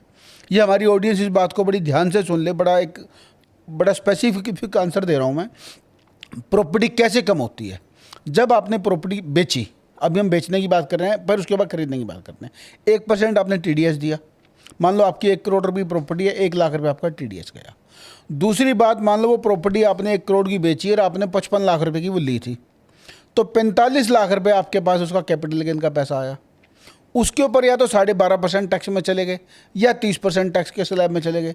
तो हम 12.5% कम से कम मान लें, अगर राउंड फिगर मान लें तो 5 लाख रुपए आपके वो चले गए, 1 लाख रुपये आपका टैक्स चले गया, 6 लाख रुपये आपके कम हो। अब आपने वो प्रॉपर्टी किसी और जगह खरीदी तो उसके ऊपर आपने 7% स्टाम्प ड्यूटी दी। 7% स्टाम्प ड्यूटी का मतलब 7 लाख रुपए आपके वो चले गए, 6 और 7 13 लाख रुपए। 1% कमीशन आपने जब दी, जब खरीदी, 1% कमीशन जब आपने बेची, तो आपके मोटा मोटा 15 लाख रुपए उड़ गए, जो आपको पता ही नहीं लगा कि ये 15 लाख रुपए कहाँ गए। और 15 लाख रुपए आपके, ये मान के चलो कि 1 साल की 2 साल की कमाई आपकी चलेगी। और उसके बाद ये क्या कंफर्म है कि जो चीज़ आपने बेची वैसी आपको मिली या नहीं मिली? सब कुछ आपके साथ सही रहा, कोई आप ट्रैप नहीं हुए, कोई आपके साथ धोखा नहीं हुआ, सही ज़मीन चूज करी, सही लोकेशन चूज करी, सही वास्तु करी, फिर भी 15 लाख रुपए चले गए। अगर आप किसी ट्रैप में फंस गए तो हो सकता है 15 के 40 भी हो जाए। तो प्रॉपर्टी जितने बारी सेल परचेज होगी, जितनी बार सोना सुनार के पास जाएगा कम होके आएगा, ऐसी प्रॉपर्टी जितनी बार जाएगी तो कम होके आएगी। तो आपको रेडीमेड प्रोडक्ट अगर आपने लिया होता, हो सकता है वो 1.25 की बजाय आपको 31 का मिला होता, लेकिन आपके सपने तो रहते। जैसे भी आपने कहा कि लोगों ने प्रॉपर्टी में 3x पैसे, क्योंकि लोग जो प्रॉपर्टी अब ले रहे हैं वो लिविंग के हिसाब से ले रहे हैं। पर एक बात तो सर, अगर हर एक का बजट नहीं होता कि वो उस वक्त ही रेडी टू मूव इन कर ले। कुछ लोग प्लानिंग करते हैं तभी वो प्रोजेक्ट्स में जाते हैं जिसमें वो ट्रस्ट कर लेते हैं कि यार ये बिल्डर अच्छा ही होगा, या अपनी वो कर लेते। तो उस केस में क्या किया जाए, क्योंकि आपके पास ऑप्शन नहीं है, you have to go for a property जो अभी प्रोजेक्ट फेज में है। ये ना, ये भी एक ट्रैप है। अच्छा, ये भी एक माइंड का ट्रैप है कि आपको कुछ, मान लो मैं आपसे क्वेश्चन पूछूं कि आप अपनी स्किल को डेवलप करना चाहते हो, बताओ। बिल्कुल करना चाहते क्या आप रईस बनना चाहते हो? हैं, बिल्कुल। तो ये स्किल का मैं आपको एक बहुत अच्छा पैकेज दे रहा हूँ, ये कुल 1,000 रुपये का है, तो आप दे दो, 1,000 रुपये आपको देता हूँ, तो आप खरीदने को तैयार हो जाओगे? हाँ, हो ही जाएंगे। हो ही जाओगे। अब मैं आपको कौन सी पैसे आपको अप्रिशिएट हो जाएंगे, आप 1 करोड़ रुपए लगाओ हैं, आपको 1.5 करोड़ रुपए हो जाएंगे। आपको जी मेरे पास 1 करोड़ नहीं है, 50 लाख है, लेकिन आप मेरे को इस बात की गारंटी दे दो कि 50 के 75 हो जाएंगे, तो आप लगाने को तैयार हो जाओगे। तो ऐसे ही आपको ये बात समझाई जाती है कि वो प्रॉपर्टी इतनी महंगी है और ये प्रॉपर्टी इतनी सस्ती है। जो कमिंग प्रोजेक्ट मिलता है वो शहर से 20 किलोमीटर आगे मिलता है या 10 किलोमीटर आगे मिलता है। आपको ईएमआई में चला जाना चाहिए, रेडी टू मूव में चले जाना, ईएमआई में चला जाना चाहिए। ईएमआई से क्या है कि जो आप मान लो 1 साल बाद आपको प्रोजेक्ट मिला और आप जिस दूसरे घर में रह रहे हो उसका रेंट तो दे रहे हो ना, या वो आपका अपना घर है तो आप उसको रेंट पे दे सकते हो। तो जो आपकी रेंटल इनकम है या जो आप रेंट पे कर रहे हो वो ईएमआई में पे कर दो। कम से कम मनपसंद की चीज़ तो ली आपने। पर फिर इससे ये तो बहुत ही बड़ी डिबेट है जो लोग कहते हैं रेंट वर्सेस बाय वाली, कि बाय करना प्रॉपर्टी एक पर्टिकुलर लेट्स से टाइम में, एज में, एक्सेट्रा का कोई लॉजिक ही नहीं बनता, और ईएमआई ट्रैप में तो बिल्कुल नहीं फंसना चाहिए। जो आदमी आज तक ईएमआई, हाउस लोन की हम बात कर रहे हैं, ईएमआई बहुत सारी होती हैं। हाँ श्योर। अगर हम होम लोन की बात कर रहे हैं और जिसने घर लिया है और ईएमआई ली है और वो फंसा है, तो उसकी ज़िंदगी का इतना बड़ा कन्वर्जन हुआ है, इतने बड़े एसेट्स बने हैं, जो उसने 20 साल में पैसे नहीं कमाए वो उस प्रॉपर्टी से कमाए उसने। तो ईएमआई जो है, जैसे अभी आपने कमिंग प्रोजेक्ट वाले वो समझाते हैं कि ईएमआई क्यों दें। ईएमआई आपके फ़ायदे के लिए है, नुकसान के लिए नहीं है। ये आपको हमारी भारत सरकार का धन्यवाद करना चाहिए कि इतना सस्ता लोन आज 7.5% पे, 7.3 पे या 8 पे लगा लो लोन मिलता है। आज आप पूरा देश घूम लो, 24% पे पैसे नहीं मिलते। दूसरी बात, अगर मैं पुरानी स्टोरी की बताऊं, शायद आपको आइडिया ना हो क्योंकि आपने जीके की बैकग्राउंड बताई है। किसी भी परिवार की कोई भी प्रॉपर्टी बिना रिश्तेदारों के नहीं बनी। ठीक है। अगर किसी ने कोई भी प्रॉपर्टी खरीदी है, अगर मकान भी बनाया है, अगर हम गांव की बात करें तो जो मकान आप दिल्ली, गुड़गांव हम बात करते हैं, आज के नए युग की बात करें तो 1 साल में कंप्लीट होता है, वहाँ मकान आपका 5 साल में कंप्लीट होता है। क्यों होता है? उनके पास इतने पैसे ही नहीं होते कि उस मकान को 5 कंप्लीट कर दें। पहले सबसे पहले उसकी नींव भरते हैं, नींव भर के उसकी बारिशों की वेट करते हैं, 6 महीने फसल की वेट करते हैं कि इसमें पानी मर जाने दो, ज़मीन को बैठने दो, उसमें पशुओं को बांध देते हैं ताकि उसकी ज़मीन बैठ जाए। और ये रियलिटी भी है कि जो हमारे यहाँ सिलन रहती है उसका कारण भी यही है। तो दूसरा, उसके बाद जब वो छत डालते हैं तो छत के नीचे देसी घी का दिया लगाते हैं। क्यों लगाते हैं? भगवान को धन्यवाद करते हैं कि परमात्मा तूने हमारे को छत दी। और जब छत डालते हैं, लेंटर डालते हैं, तो उसमें अपने रिश्तेदारों से मांगी डाली जाती है। मांगी भी आपको शायद समझ नहीं आएगी, हमारी ऑडियंस को कुछ को समझ में आएगी, कुछ को नहीं आएगी। मांगी बोलते हैं कि मान लो आपके पास 10 लाख रुपए हैं तो मैं आपसे 10,000 मांगूंगा और मेरे को दे सकते हो। और आपके पास 100 रुपये हैं तो मैं आपको 10,000 मांगू, कैसे दे सकते हो आप? नहीं दे सकते। तो मांगी भी इसी तरह से डाली जाती है। तो पहले जो लोगों की एलिजिबिलिटी होती थी पैसे की नहीं होती थी। तो जब घर मकान बनाए जाते तो मामे का लड़का, चाचे, जिसके पास पैसे होते थे उससे पैसे मांगे जाते थे। जिसके पास पैसे नहीं होते तो उसको कहते थे हमारी ईंट बना दे।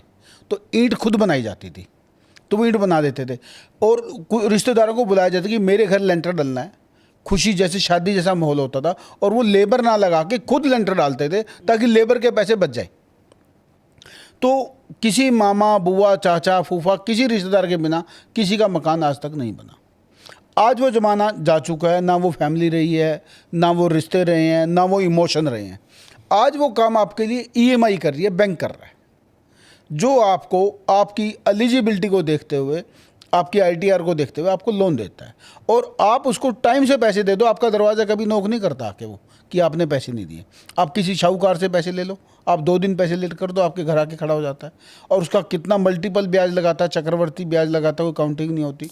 तो बैंक आपकी एलिजिबिलिटी को बढ़ा देता है अगर आपने उसकी ईएमआई टाइम से दी। मान लो आपने 1 करोड़ रुपए का लोन लिया और उसकी अवधि 20 साल की है और 1 लाख के ऊपर मोटा मोटा 900 रुपये एवरेज बनती है। 1 करोड़ रुपये आपकी जो किस्त बनी 90,000 रुपये बनी और आपने 90,000 की किस्तें लगातार 5 साल तक दे दी। आपको हर बैंक वाला नॉक करता है, कॉल कर थक जाता है, सर आपको लोन चाहिए, आपको क्रेडिट कार्ड ऑफर करते हैं, आपको कार लोन ऑफर करते हैं। अरे तो आपकी खुशकिस्मती है जिसको फ़ोन को आप काटते हो। आप किसी से पैसे लेके तो देखो, आपको पता लगे, और आप ईएमआई को ट्रैप बता रहे हो। तो अगर मेरे पास 1.5 करोड़ 2 करोड़ के बजट है तो आप क्या सजेस्ट करोगे, मैं क्या लूँ? क्या लूँ? ये आपने पहले भी क्वेश्चन किया, अब फिर उसी आप नीड बोलोगे मुझे पता हाँ, है, need। बट अगर मेरा बजट ही है, लेट्स से आप स्पेसिफिक गुड़गांव किसी लोकेशन की बात करो तो मैं आपको बताता हूँ, या हम गुड़गांव की बात करते हैं। ठीक है, अगर गुड़गांव में लेट्स से मुझे एक इन्वेस्टमेंट पर्पस के लिए ना, मैं वहाँ रहूंगी नहीं, मेरे को एक इन्वेस्टमेंट पर्पस के लिए करना है, हो सकता है मैं उसको रेंटल पे चढ़ा दूँ, हो सकता है रेजिडेंशियल कमर्शियल में भी मैं अभी कंफ्यूज हूँ, पर मेरा बजट ही है, तो आप क्या रेकमेंड करोगे? मैं फिर से दोबारा ऑडियंस को कहूँगा कि इस रील को सेव कर लो और लिख लो। अब जो मैं बात बताने वाला हूँ आपको, जो आदमी 1.5 और 2 करोड़ की इन्वेंट्री में, सैकड़ों इन्वेंट्री हैं जो आदमी घर ढूंढ रहे हैं और जो सही फैसला नहीं ले पा रहे। आज मैं आपको ऐसी बात बताने वाला हूँ कि जिसने वो प्रॉपर्टी ले ली उसकी 2x की तो गारंटी है, वो हो ही जानी है, और 3x प्रभु से प्रार्थना करेंगी हो जाए। अब आपको क्या करना है, पुराने फ्लोर में जाना है जो 180 गज से ज़्यादा है। ओके, और वो किसी भी सेक्टर में आप जा सकते हो। मैं किसी सेक्टर को प्रमोट नहीं कर रहा या किसी उसको नहीं कर रहा। अगर हम हुड्डा सेक्टर की बात करें तो 200 गज का, अगर हम साउथ सिटी की बात करते हैं या सन सिटी की बात करते हैं तो 180 गज। 180 गज से नीचे नहीं जाना, 180 गज से ऊपर की सरकार की पॉलिसी है कि फ्लोर वाइज रजिस्ट्री हो जाती है। पुराना फ्लोर आपको 2 में मिले, 1.25 में मिले, 80 में मिले, उसकी शक्ल पे मत जाना। जैसे सजी सजाई चीज़ और अनसजी हुई चीज़ में दिखने में बहुत बड़ा फ़र्क होता है। जैसे एक हलवाई ने बर्फ़ी को अच्छे से सजा रखा है और आप बर्फ़ी को बनते हुए देखो तो आपको शक्ल से अच्छी नहीं लगती।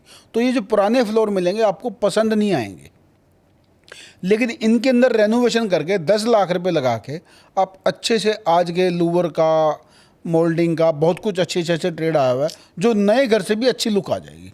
और वो घर जो है आपको मोटा मोटा 50 से 52 हज़ार रुपये रेंट दे देगा। तो आप किसी भी 27 से 57, मैंने आपको बहुत सारे सेक्टर बता दिए, इन सेक्टरों में जो भी चीज़ ले लें।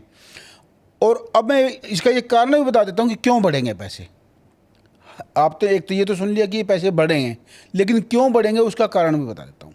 आज हमारे यहाँ कोई भी, अगर हम 200 गज के नए की फ्लोर की बात करते हैं तो कोई भी फ्लोर जो आपको 3 करोड़ रुपए से ऊपर का, नीचे का नहीं मिलता। 3 सवा 3 से नीचे ढंग की कोई भी चीज़ नहीं मिलती। और उसमें जो आपको शेयरिंग मिलती है वो 25% मिलती है, यानी कि 4 फ्लोर बने 1/4 आपको जो ओनरशिप मिलती है वो 25% की मिलती है। और जो मैं पुराने घरों की बात कर रहा हूँ, जो आपको पसंद नहीं आएंगे, जो मेरी बात आपको अच्छी नहीं लगेगी, लेकिन जो इसको ले लेगा वो सारी उम्र भगवान का थैंक यू तो करेगा, लेकिन कहीं ना कहीं इस पॉडकास्ट को भी याद रखेगा कि मैंने देख के बहुत बड़ा जो फैसला मैं बहुत समय से नहीं ले पा रहा था, ये फैसला उसने ले लिया। तो जो आपने जो लिया उसमें आपको 33% शेयरिंग मिलेगी। तो एक दिन ऐसा आएगा, मान लो आज आपने फ्लोर ले लिया, एक ऊपर वाला किसी और ने ले लिया, तो आपके पास एक दिन ऐसा आएगा कि एक बिल्डर आएगा कि बाबूजी मैं इस बिल्डिंग को पूरी को बना देता हूँ और एक फ्लोर मेरे को दे दो। तो उसी दिन 3 करोड़ रुपए तो आज उसी दिन फ्लोर हो गया आपका। और मान लो आपने 4 साल 5 साल रखा, जो एप्रिसिएशन हुआ वो तो आपका सबके साथ हुआ, लेकिन आज ही आप एप्रिसिएशन की वोगन में बैठ गए हो। जो दूसरी चीज़ 3 करोड़ रुपए की मिल रही है, उस 3 करोड़ वाली में डेप्रिसिएशन होनी है, प्लॉट की एप्रिसिएशन होनी है, बिल्डिंग की डेप्रिसिएशन होनी है।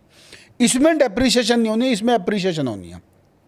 आने वाले 5 साल में जिस बंदे ने 3 करोड़ का फ्लोर लिया था, आपने 2 करोड़ का फ्लोर लिया था, आपके 2 के 4 कब हो जाएंगे आपको पता नहीं लगेगा, लेकिन उसके 3 के 4 होने में बहुत जोर लगेगा। तो ये एक बहुत बड़ा गोल्डन चांस है। ये आपका भी मैं बहुत धन्यवाद करूंगा कि आपने बहुत बड़ी प्रॉब्लम क्वेश्चन पूछा और मेरे माइंड में एकदम से इसका आंसर भी आ गया। तो आपको लोग थैंक यू करते नहीं थकेंगे कि इतना बड़ा सवाल आपने बड़ा क्लियर अच्छे से इसका विजन दे दिया। अगर किसी का भी ऐसा सवाल हो तो अपने एरिया, मैंने अभी गुड़गांव का उदाहरण दिया है, अपने एरिया में जहाँ भी आप रहते हो, किसी भी शहर में रहते हो, तो अपनी कैलकुलेशन कराओ और इसी फार्मूले से वो चीज़ लो तो आपको बहुत बेनिफिट देगी। तो लीगली मुझे किन चीज़ों का ध्यान रखना चाहिए अगर मैं एक प्रॉपर्टी खरीदने जा रही हूँ in terms of paper work, या कुछ मोटी मोटी 4-5 चीज़ें जो मेरे को चेक करनी चाहिए? देखो, प्रॉपर्टी जब भी आदमी खरीदे 2 चीज़ें तो हमेशा चेक करनी चाहिए। वैसे तो बहुत लंबी चेन है, लेकिन 2 के बिना जीरो है। पहले नंबर पे लोकेशन, अगर आपने लोकेशन में मार खा गए तो आप जीरो। ठीक है। दूसरे नंबर पे उसका टाइटल। अब टाइटल जिस अथॉरिटी की आप प्रॉपर्टी ले रहे हो, मान लो आप प्रॉपर्टी ले रहे हो नोएडा की, तो नोएडा अथॉरिटी बताएगी। अगर आप ले रहे हो दिल्ली की, तो दिल्ली की अथॉरिटी बताएगी। अगर आप ले रहे हो HSVP की, तो HSVP बताएगी। अगर ले रहे हो HSCDC की, तो HSCDC बताएगी। रिको की ले रहे हो तो रिको बताएगी। तो या तो मेरे को पर्टिकुलर किसी अथॉरिटी का नाम लो तो मैं उसकी लिस्ट ऑफ डॉक्यूमेंट बता सकता हूँ। अच्छा। अगर आपका कोई भी किसी का ऑडियंस का हमारा के सवाल है कि मेरे को, मैं यहाँ प्रॉपर्टी लेना चाहता हूँ, उसकी मेरे को लिस्ट ऑफ डॉक्यूमेंट चाहिए, तो आप मेरे को कमेंट में लिखो अपनी अथॉरिटी का नाम और अपनी जिस एरिया में आप प्रॉपर्टी लेना चाहते हो, हम आपको उसकी PDF की फाइल प्रोवाइड कराएं। अरे ये तो बहुत बढ़िया। तो आप लोग कमेंट में लिखो अगर आपको कोई इंटरेस्ट भी है किसी एरिया में। हाँ, किसी एरिया में तो interest आप वो लिख सकते हो कि मेरे को गुरुग्राम में या मुझे यहाँ लेना जहाँ है भी या आप इस सेक्टर में हाँ करना है, तो इसकी लिस्ट हम पूरी कोशिश करेंगे कि वो PDF आप तक फटाफट पहुंच जाए। हाँ, आपको PDF की प्रोवाइड करा देंगे। तो आपको लीगल जरूर चेक करनी चाहिए और थर्ड पार्टी लीगल चेक करनी चाहिए। खुद तो करनी चाहिए, थर्ड पार्टी भी करनी मतलब किसी कंसल्टेंट, किसी लॉयर या किसी से चेक कराएं, चाहिए। पेपर चेक कराएं। दूसरा नंबर, थोड़ा बहुत उसके ऊपर लोन ले लें। आपके पैसे हों तो भी लोन ले लेना चाहिए। मान लो आप 2 करोड़ की प्रॉपर्टी खरीद रहे हो, आपके पास 2.5 करोड़ रुपए हैं, आपके 50 करोड़ रुपए एक्स्ट्रा हैं, 50 लाख। चलो 50 लाख रुपए एक्स्ट्रा हैं, तो भी आपको 10-20 लाख रुपए लोन ले लेना चाहिए उसके ऊपर। वो जब आप 10-20 लाख रुपए लोन लेते हो तो बैंक जो है उसकी पूरी वेरिफिकेशन लायबल करता है। है। और बैंक जितनी वेरिफिकेशन कर सकता है, इतनी वेरिफिकेशन आप लोग नहीं कर सकते। तो भले वो लोन आप 2 महीने में, 3 महीने में चुकता कर दो, लेकिन आप एक वेरिफिकेशन की स्केल से आप निकल जाते हो। और लीगल चेक है, और लीगल चेक का एक पूरा पॉडकास्ट करें तो भी कम है, तो एक लाइन में आंसर देना बड़ा मुश्किल काम है। तो हमने आपको PDF के लिए बता दिया कि कोई भी PDF मांगे तो दे देंगे। लेकिन 2 चीज़ें, टाइटल ज़रूर, और मोटेशन सबसे बड़ी चीज़ है। खाली रजिस्ट्री से अपने आप को ओनर ना माने, उसकी मोटेशन जरूर कराएं। बाकी आप कमेंट में लिखेंगे, हम आपको बता देंगे। अच्छा, अगर बाय चांस जैसे बहुत बिल्डर फ्लोर में केसेस होते हैं, लेट हो गया, ये हो गया, लोग फंसे हुए हैं, काफ़ी ऐसे प्रोजेक्ट्स हैं, तो उस केस में अगर बंदा फंस जाए तो कंज्यूमर क्या करे, बायर क्या करे, कौन प्रोटेक्ट करता है ऐसी सिचुएशन में ऐसे बायर को? मतलब क्या ऑप्शन है? केस ही एक ऑप्शन है या कुछ और हो सकता है? एक ना कहावत है, दबी मुस्सी कान कटाए। अब पता नहीं, मेरी कहावत भी उल्टी सीधी है, पता नहीं है आपको भी समझ नहीं आ रही, तो अब शायद किसी और होगा। दबी मुस्सी का मतलब होता है जब गांव में चक्की पीसी जाती है ना, तो उसके अंदर बड़ा कम गैप होता है, तो उसके अंदर चुईया फंस जाती है। मुस्सी बोलते हैं चुईया को। तब जब चुईया फंस जाती है, जब वो पीड़ में पीसेगी तो मर जाएगी वो। तो चुईया से पूछा जाता है कि चुईया अगर तेरे को निकाल दूं, तेरे कान काट दूं? तो चुईया कहती है मरने से अच्छा तो कान कटा लूंगी। तो दबी मुस्सी कान कटाए। जब आप ऐसे ट्रैप में फंस गए हो और आप थोड़े से पैसे देकर निकल सकते हो, यानी कि अपने कान कटवा के थोड़े से पैसे देके आपको लगता है कि बिल्डर और मांग रहा है या हमारी RW और मांग रही है। मान लो आपने फ्लैट लिया उदाहरण तौर पे 2 करोड़ रुपए का, और 2 करोड़ रुपए आपको 15 लाख रुपए और देने पड़ रहे हैं, जो अनएक्सपेक्टेड हैं, जो आप देना नहीं चाहते और आपके देने भी नहीं बनते। तो आपको 15 लाख रुपए दे के अगर आप निकलते हो तो आपको बहुत बड़ी सुकून की वैल्यू है। आपको कोर्ट केस में नहीं जाना चाहिए।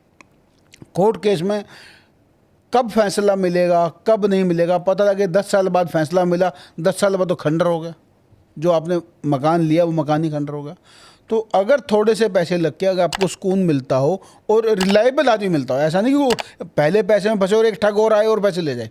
आपको जब आदमी फंस जाता है तो पूरा रिलायबल हो जाता है, उसमें RW एक्टिव हो जाती है, रेरा एक्टिव हो जाता है, और बहुत सारी अथॉरिटियाँ जो एक्टिव हो जाती हैं।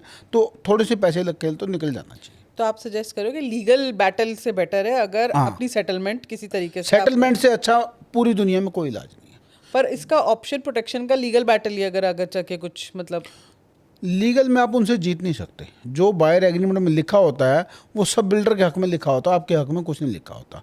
दूसरी बात, जिस बिल्डर ने मान लो 100 फ्लैट दिए, तो एक फ्लैट की कीमत हम 1 करोड़ रुपये मान लें, तो उसने आपसे 100 करोड़ रुपये लगा रखे हैं। आपको 100 आदमियों से पैसे इकट्ठे करने हैं, वकीलों की फ़ीस। आप वकील उसके मुकाबले वकीली नहीं कर सकते, आप उसके मुकाबले पैसे ही खर्च नहीं कर सकते। उसको तो सिर्फ ये पता है कि मैंने आपको 2 साल लेट भी कर दिया तो भी 100 करोड़ रुपए का ब्याज तो मैं ही खाऊंगा ना। सही बात। तो आप उसका मुकाबला नहीं कर सकते, कभी भी नहीं कर सकते। तो अगर आपको थोड़े से पैसे लग के सोल्यूशन मिलता है तो आपको कोर्ट केस में ना जाके सोल्यूशन पे जाना चाहिए। पर आजकल लोग अब जब घर खरीदते हैं, मुझे नहीं पता पहले ही इतना इम्पोर्टेंट होता था कि नहीं, पर आजकल लोग बहुत वास्तु में बिलीव करते हैं, वास्तु कंप्लाइंट चीज़ें देखते हैं। घर की डीले वो कैंसिल हो जाती हैं अगर वास्तु का कोई भी उसमें दोष निकल आता है। तो आपके साथ भी मतलब ये वास्तु वाली जो क्वेरीज हैं ये क्या बढ़ी हैं पिछले कुछ सालों में, और आप लोग कैसे देखते हो वास्तु को जब आप घर बेच रहे होते हो? वास्तु एक साइंस है, वास्तु उजागर अब हुआ है, लेकिन वास्तु जो है हमारे देवी देवताओं के, ऋषियों के समय से चलता आ रहा है। ट्रू। और जितने भी हमारे पुराने मिस्त्री थे उनको सबको वास्तु की समझ थी, हमारे पुराने बुजुर्ग थे उनको भी वास्तु की समझ थी। हमारे को आज वास्तु की समझ नहीं है और हम वास्तु उजागर करके वास्तुकार को बुलाते हैं। वास्तु बेसिकली है क्या चीज़, पहले मैं ये बता देता हूँ, फिर मैं आपको वास्तु की 4-5 टिप देता हूँ। वास्तु में क्या होता है कि आपको अपना वॉशरूम कहाँ बनाना चाहिए। अगर पुराने समय में देखें तो वॉशरूम घर के बाहर होता था, और लोग घर के बाहर भी, लेडीज घर के अंदर जो बाहर होता वॉशरूम वहाँ जाते थे, जो जेंट्स होते थे वो दूर खेतों में जाया करते थे। और जब वापसी आते थे तो वहाँ से कीकर की दातुन, बबूल की दातुन, नीम की दातुन तोड़ते हुए तो उसको करके आते थे। तो पूरे गांव में एक डॉक्टर होता था और पूरा गांव स्वस्थ होता था। आज हर गली में डॉक्टर है और लगभग लोग बीमार हैं। जितना बड़ा शहर है उतने बड़े हॉस्पिटल हैं, उतने बड़े बड़े ट्रीटमेंट हैं, उतनी बड़ी साइंस आ चुकी है, फिर भी लोग बीमार हैं। तो इस बीमारी में होने का वास्तु का बहुत बड़ा रोल है। अच्छा। वास्तु में क्या होता है, जो हमारी पहले किचन होती थी, ये आज जो किचन है पहले उसको चौका बोला जाता था। चौकों में क्या आता था कि गोबर का, गाय के गोबर का पोछा लगाता था, तो उसमें नेगेटिविटी सारी ख़त्म हो जाती थी और पॉजिटिविटी होती थी। जो हम खाना बनाते थे वो चूल्हे की रोटी पे बनाते थे, तो जो चूल्हा जलता था, जो उसके अंदर लकड़ी जलती थी, उस लकड़ी के गुण भी आपके खाने में आते थे।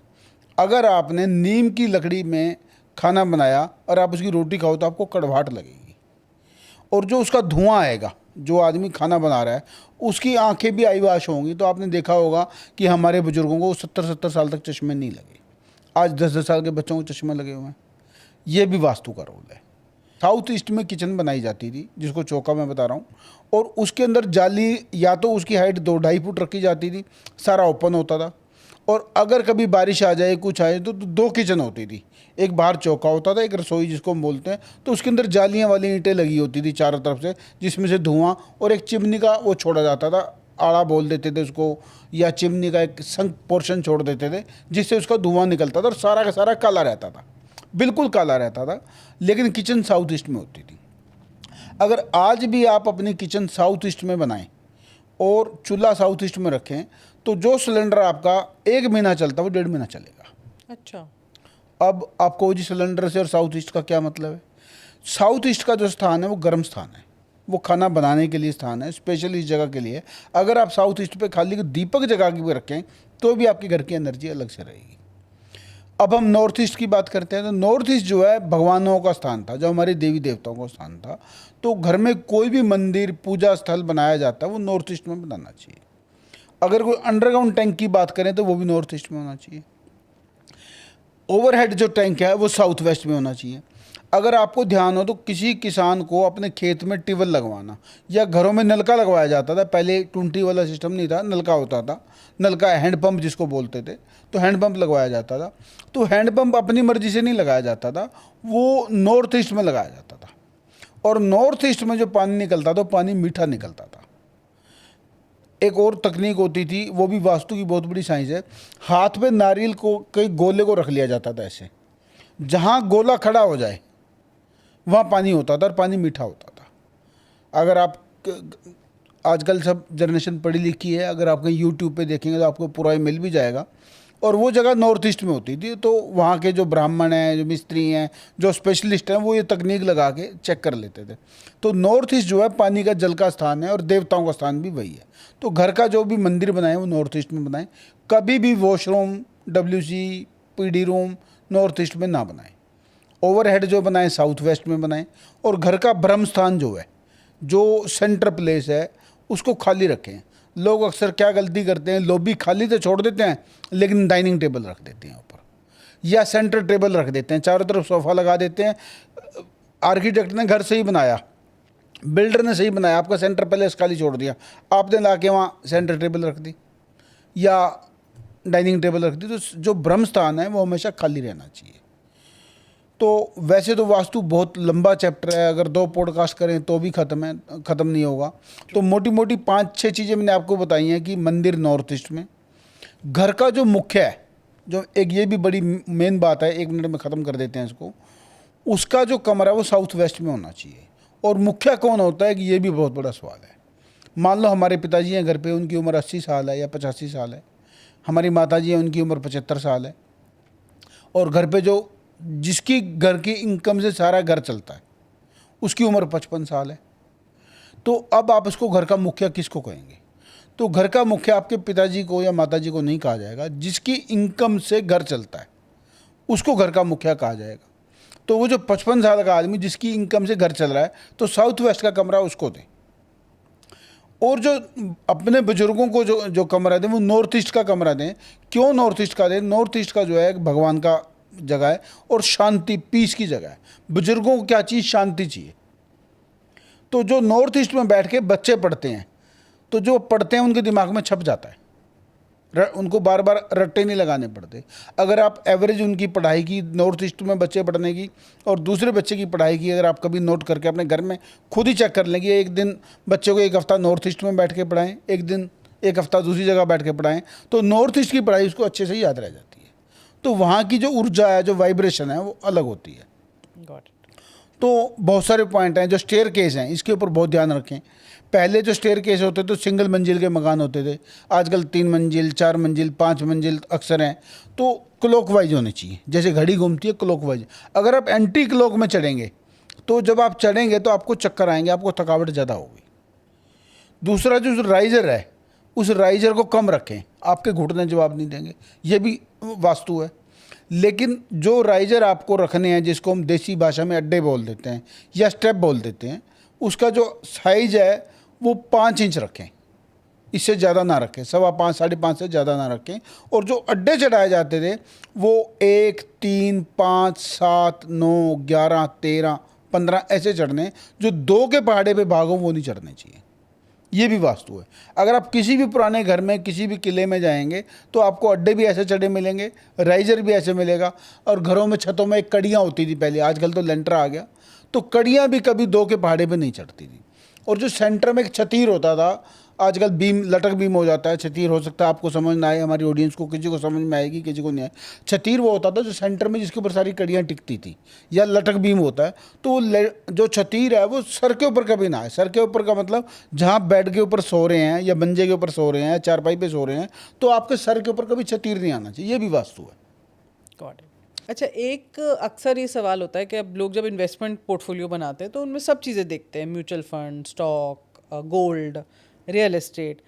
तो आपको क्या लगता है कि एक बंदे के पोर्टफोलियो में ये कैसा स्प्रेड होना चाहिए? बेसिकली मेरा सवाल है कि मेरे पास अगर 50 लाख रुपए है आज, तो real estate versus mutual fund, 10 साल का मेरा टेन्योर है, मैं किस में लगाऊं?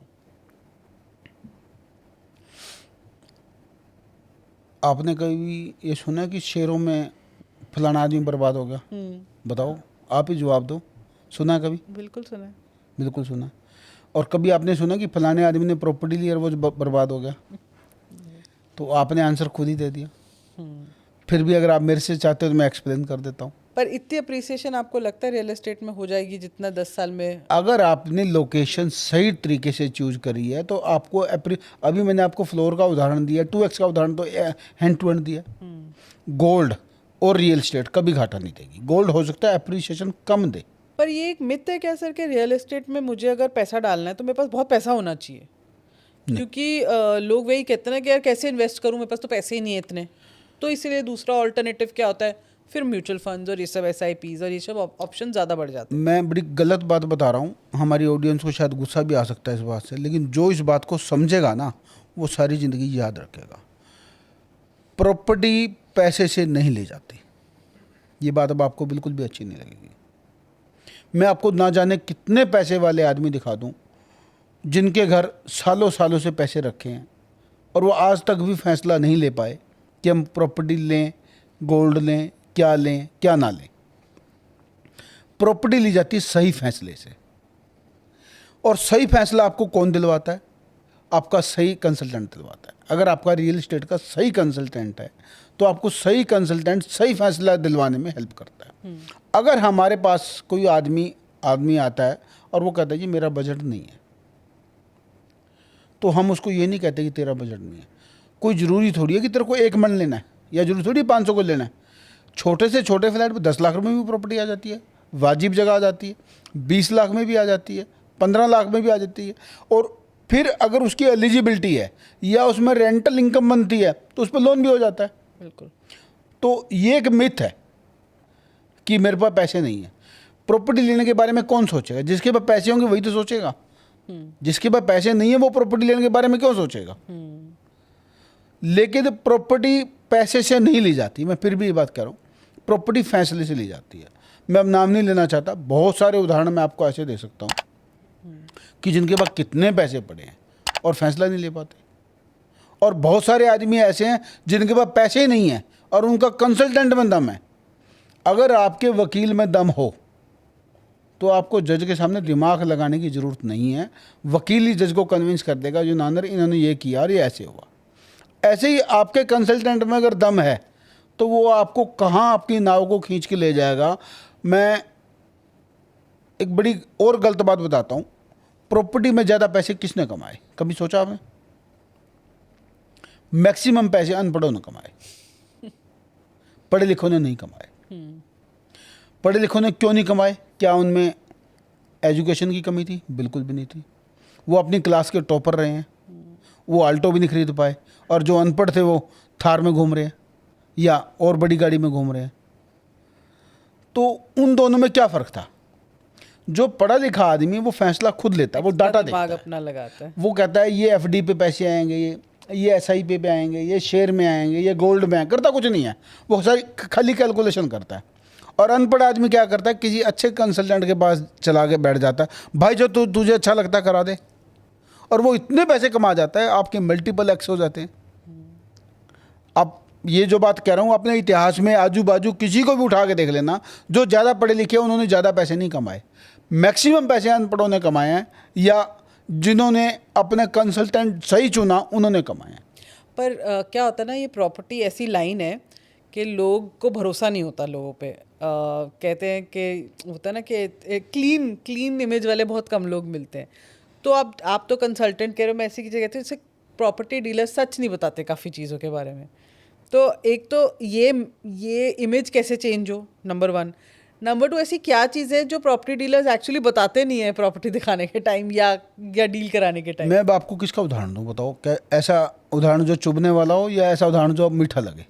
मीठा उदाहरण, फिर उदाहरण समझ नहीं आता है ना शायद। तो लोग चाहते क्या हैं कि कोई आदमी प्रॉपर्टी लेने जाता है तो वो अपनी बात सुनाने की कोशिश में रहता है और अपनी वो बताता है, सामने वाले की बात नहीं समझता। और जो सामने वाला बात आपको मीठी मीठी बातें बताता है, जो आपको वो ठगी थे, कुलालचियों को शहर में ठग भूखे नहीं मरते। तो कुलालची कौन होता है? खरीदार होता है। वो लालच में फंसता है। जब उसको ट्रैप दिखाया जाता है कि तेरे को पैसे इतने साल में डबल हो जाएंगे, 1.5 साल में ये कर दूंगा, 1 साल में ये कर दूंगा, किसी के भी पैसे 1 साल में प्रॉपर्टी में डबल नहीं होते। वो सब झूठा लालच दिखाया जाता है। जब तक डीलर आपकी नीड को ना समझे और आपको समझाए, तो आपको कंसल्टेंट ऐसे चुनना चाहिए कि जैसे आप किसी लड़की का रिश्ता करते हो ना, तो होने वाले दामाद के बारे में इंक्वायरी करते हो, वैसे ही प्रॉपर्टी डीलर की इंक्वायरी करनी चाहिए। प्रॉपर्टी तो आपको बाद में मिलती है, पहले आपको कंसल्टेंट मिलता है। तो उस कंसल्टेंट की इतनी इंक्वायरी करो कि जहां आपने सारी ज़िंदगी के पैसे लगाने हैं और वो आपके साथ गलत कर जाए तो गलत होना ही होना।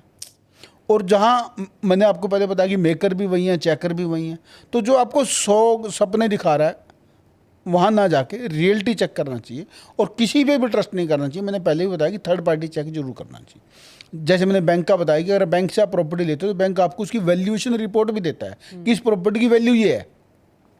दूसरी बात, खाली उस पर ट्रस्ट ना करके आजू बाजू जब आप किसी भी मार्केट में जाते हैं, आप कोई भी चीज़, मान लो कि फ़ोन लेने जाते हैं, जब आप 4 दुकानों से फ़ोन पूछते हैं तो आपको कंपैरिजन पता लग जाता है। अगर आप उसका कवर भी लेने जाते हैं या कुछ और सामान लेने जाते हैं या शर्ट भी लेने जाते हैं, जब आप 4-6 दुकानों से पता करते हैं तो आपको सब चीज़ों का कंपैरिजन, बल्कि जितना आपको पता लग जाता है उतना दुकानदार को नहीं पता होता। ट्रू। तो इसी तरह कंसल्टेंट भी आपको चूज करते समय सारी ध्यान रखना चाहिए और सावधानियां रखनी चाहिए और बड़ा अच्छे से देखना चाहिए। लेकिन जो कड़वा बोले उसके ऊपर एकदम कड़वी बात सोच के नहीं घबराना चाहिए, उसके पीछे की सच्चाई जानने की कोशिश करनी चाहिए कि भाई तू ऐसा क्यों कर रहा है। ट्रू। चलो मैं आपसे अब यील्ड का सवाल पूछती हूँ। आरओआई, अगर मुझे आरओआई बता सको कि अगर मैंने रेजिडेंशियल लिया, लेट से अपार्टमेंट या जो भी घर, तो उसमें मेरे को क्या रेंटल मिलता है एज आरओआई, और अगर मैं कमर्शियल स्पेस लेती हूँ तो उसमें क्या रेंटल मिलता है एज आरओआई। देखो, ये बड़ा अजीब सा क्वेश्चन है। ये ना लोकेशन पे डिसाइड करता है। ठीक है। जो रेजिडेंशियल घर है, जो प्योर रेजिडेंशियल है, उनमें आरओआई आता ही नहीं है। अच्छा। मुश्किल से 4% का आता है। जो पीजी में कन्वर्ट हो जाते हैं उनका रेंट बढ़ जाता है, वो 5-5.5%, 6% तक भी हो जाता है। ठीक है। फिर उसके बाद गेस्ट हाउस में आ जाते हैं, उनका और भी बढ़ जाता है। अब खाली गेस्ट हाउस से या पीजी से या हाउस से लोकेशन का बहुत बड़ा है। आपका घर हॉस्पिटल के पास है तो मान लो मेदांता में है, गुड़गांव बात कर रहे हैं, तो गुड़गांव जो है मेडिकल टूरिज्म बन चुका है। तो जो ये मेडिकल टूरिज्म वाले हैं ये आपको पैकेज देते हैं। पैकेज कैसे देते हैं कि जो बंदा वहाँ इंश्योरेंस करा रहा है, अपनी इंश्योरेंस का जो प्रीमियम दे रहा है, उस प्रीमियम में दिखा दे कि अगर आप इलाज इंडिया में कराओगे तो आपका प्रीमियम इतना है, इतना होगा। अगर आप इलाज यहाँ कराओगे, सऊदी में कराओगे तो इतना है। ऐसी डेंटल की बात करें तो डेंटल हमारे इंडियन जितनी भी गए हैं वो इलाज यहीं आके कराते हैं और बाहर वाले भी आके, तो हमारा जो मेडिकल है वो बहुत सस्ता पड़ता है। तो जो हॉस्पिटल के पास है, हम मेडिकल पे चले गए, जो हॉस्पिटल के पास हैं तो उनकी रेंटल बहुत ज़्यादा बढ़ जाती है। तो आप कह रहे हो सबसे कम घर की, प्योर घर अगर है, प्योर जो फिर घर है आप आते हो पीजी की। गेस्ट हाउस, एंड अगर अब मेडिकल पर्पस के लिए कोई रेंटल करता है, हाँ, तो वो सबसे हाईएस्ट हो गया। सबसे है। ठीक है। अब हम बात आते हैं कमर्शियल की। ठीक है। ऐसे ही कमर्शियल में बहुत सारी मार्केट ऐसी होती हैं जो बहुत ज़्यादा चलती हैं, उनका रेंटल अच्छा होता है। अगर हम बैंक परसेंटेज में बताओ कितना मतलब में हो जाता है। अगर हम बैंक की बात करते हैं तो बैंक, कोई भी अच्छा बैंक जो है आपको 3-4% से ऊपर नहीं मिलता। अच्छा। मैं एक बात और ऑडियंस को बताता हूँ, बड़ी अच्छी बात बता रहा हूँ, इस बात को नोट, मतलब कि परमानेंट दिमाग में रख लेना। जो आपको बैंक 6 या 7% पे मिलता है वो आपके साथ धोखा है, एक बहुत बड़ा ट्रैप है। और वो ट्रैप आपको समझाया जाना पॉडकास्ट में बहुत मुश्किल है।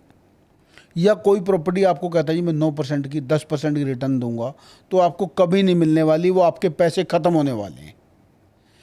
अगर आप आरओआई की उम्मीद करते हो तो 6% से ऊपर की उम्मीद मत करना। अगर बैंक की या किसी अच्छे ब्रांड की बात करते हो तो 4-5% की करना। जहाँ भी आपको 9% की आरओआई दिख रही है, 10% की आरओआई दिख रही है और बैंक की 7-8 की दिख रही है, तो आप समझो कि आपके साथ कहीं ना कहीं ट्रैप में जा रहे हो। पर कमर्शियल में तो यही एक सपना या यही एक गोल्डन पिक्चर दिखा के कमर्शियल का रेंटल यील्ड बेचा जाता है, क्योंकि हमेशा से यही समझाया गया कि कमर्शियल में हमेशा यील्ड बेटर मिलती है। ये सच्चाई नहीं है। कमर्शियल में सिर्फ कहाँ मिलता रेंट आपको, जो प्राइम लोकेशन है। प्राइम लोकेशन पे जहाँ बाहर चाय वाला भी पैसे दे देता है, बाहर कोई कपड़ा बेच रहा है वो भी पैसे दे देता है, तो वो लोकेशन बड़ी कम होती हैं। और वो लोकेशन जो होती हैं उन पे आरओआई वाली प्रॉपर्टियाँ मिलती ही नहीं हैं। जब आपकी एक दुकान है और उस पर अच्छा काम चल रहा है, बहुत अच्छा ग्राहक आ रहा है, तो आप उस दुकान को क्यों किराए पे दोगे? किराए पे वो आदमी देता है जिसका काम नहीं चलता। या दूसरा, अगर आज की डेट में किसी एक ढाबे वाला काम अच्छा चल जाता है, मान लो एक ढाबा है चोटी वाला, तो 20 चोटी वाले खुल जाते हैं। मान लो एक सिंधी नमकीन वाला, तो 20 सिंधी खुल जाते हैं। तो उल्टा लोग नकल करने में लगे रहते हैं, और जिसका काम चल रहा है वो किराए पे क्यों देगा? तो जो अच्छी दुकानें, अच्छी मार्केट हैं, उनमें अवेलेबिलिटी नहीं होती, उनको दिखा के कुछ और बेचा जाता है। दिखाया उनको जाता है, चश्मा उनका पहनाया जाता है और बेचा कुछ और जाता है। तो जब भी आप कोई चीज़ बेचे तो जो जिसका सपना दिखाए वो कि भाई यही दे दे तो मिलती है, तो ये मत दिखा के ये हो जाएगी। आदमी क्या कहता है कि मान लो आपको सेक्टर 31 की मार्केट करें तो SEO दिखा देगी, भाई साहब ये SEO हैं, चलो सेक्टर 61 में भी ऐसा चल जाएगा। अरे भाई 31 सेक्टर को बसने में 25 साल लग गए। यहाँ की कस्टमर को आते आते पता नहीं कितने ब्रांड हैं। कोई भी कस्टमर एक दुकान के लिए कभी कहीं नहीं जाता। मैं आपको ऐसी ऐसी कितनी मार्केट बता सकता हूँ जो मार्केट पिछले 25-25 साल से बनी हुई है और आज तक आबाद नहीं है। और उदाहरण की इसका दिया जाता है जो आबाद मार्केट है। सर रेरा के आने से, अब तो रेरा कितने समय से आ गया है, क्या रियल एस्टेट फ्रॉड्स कम हुए हैं? रेरा ना एक आपकी हेल्प तो ज़रूर करता है, लेकिन आपको अपनी प्रोटेक्शन करने के लिए खुद ही सब कुछ करना पड़ता है। जैसे आप रात को शराब पी के खुद जा रहे हो और आपका कहीं से झगड़ा हो जाता है, आप कहते हो जी हमने पुलिस में कंप्लेंट करी, तो पुलिस आपकी हेल्प करती है। अगर आप शराब पी के नहीं जा रहे तो आपके साथ कुछ होता ही नहीं। तो रेरा ऐसे ही आपकी हेल्प करती है, लेकिन आप गलती ही क्यों करते हो?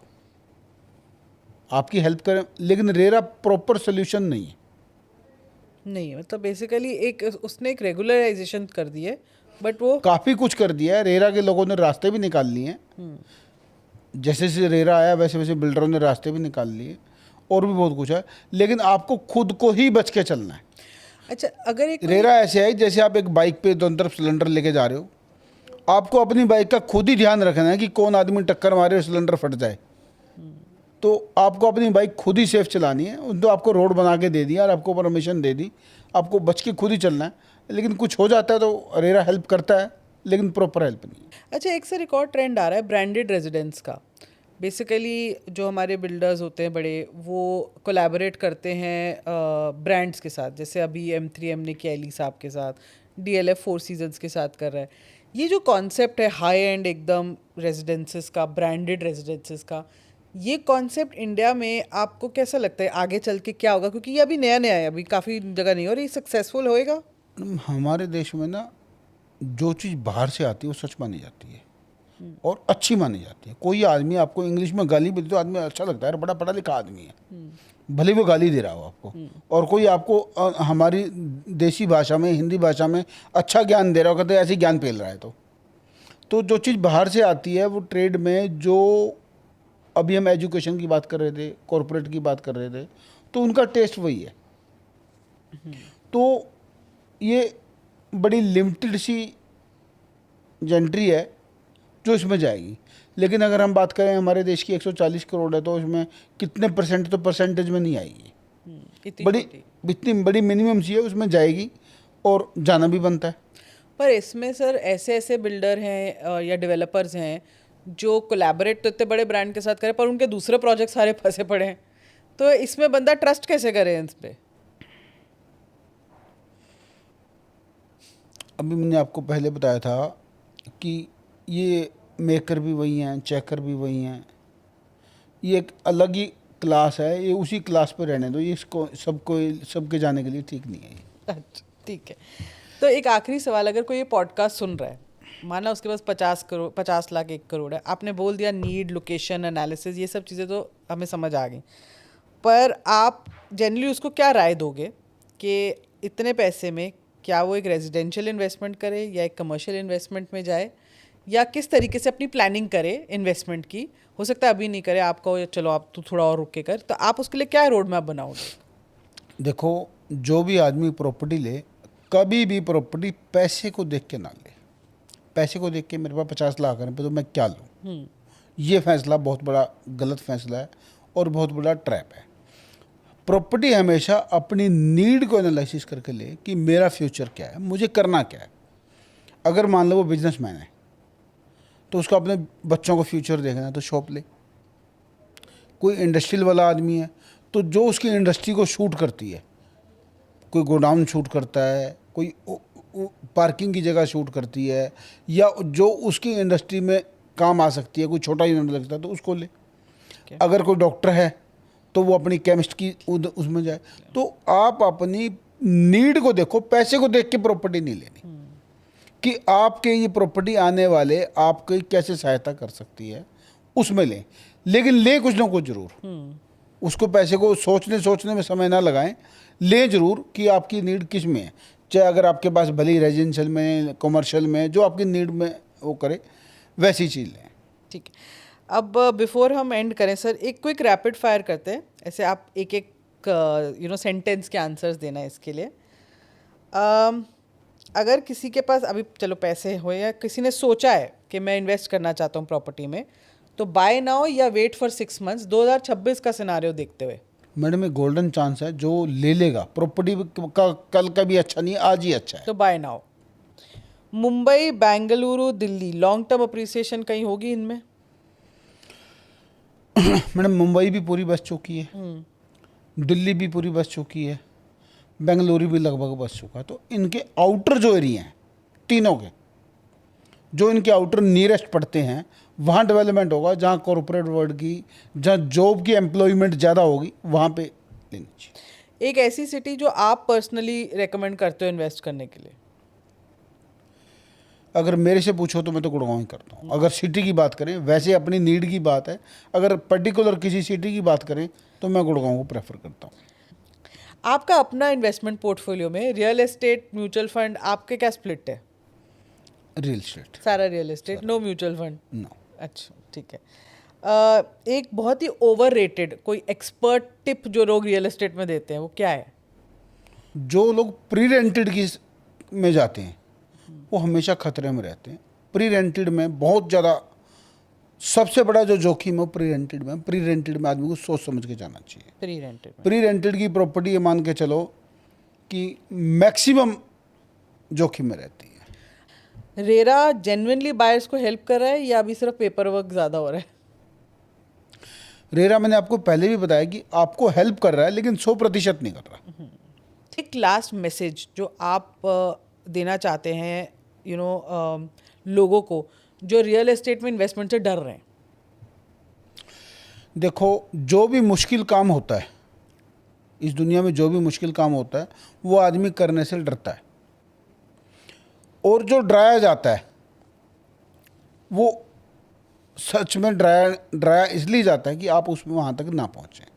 जैसे कोई भी चीज़, मान लो आप अपने शहर से खरीदते हो और आप उसकी होलसेल मार्केट में चले जाते हो, मान लो चावड़ी चले जाते हो, तो आपको लोकल दुकानदार कहता है चावड़ी मत जाइए भाई, वहाँ तो लुट जाएगा, वहाँ जेब कट गई, वहाँ मैंने मांगा इतना, ये मिल गया, मांगा ये था, उसने कुछ और दे दिया, जबकि वो खुद वहीं से लेके आता है। तो जो चीज़ बिल्डर खरीदता है, बिल्डर क्या खरीदता है? ज़मीन खरीदता है। बेचता क्या है? फ्लैट बेचता है। दूसरी चीज़ क्या बेचता है? कमर्शियल बेचता है। तो आपको ज़मीन लेनी चाहिए अगर हम इन्वेस्टमेंट की बात कर रहे हैं। अगर आप रहने की बात कर रहे हैं तो वो आपकी नीड के ऊपर एनालिसिस है कि आपको क्या लेना चाहिए। तो मैक्सिमम इन्वेस्टमेंट ज़मीन में करनी चाहिए।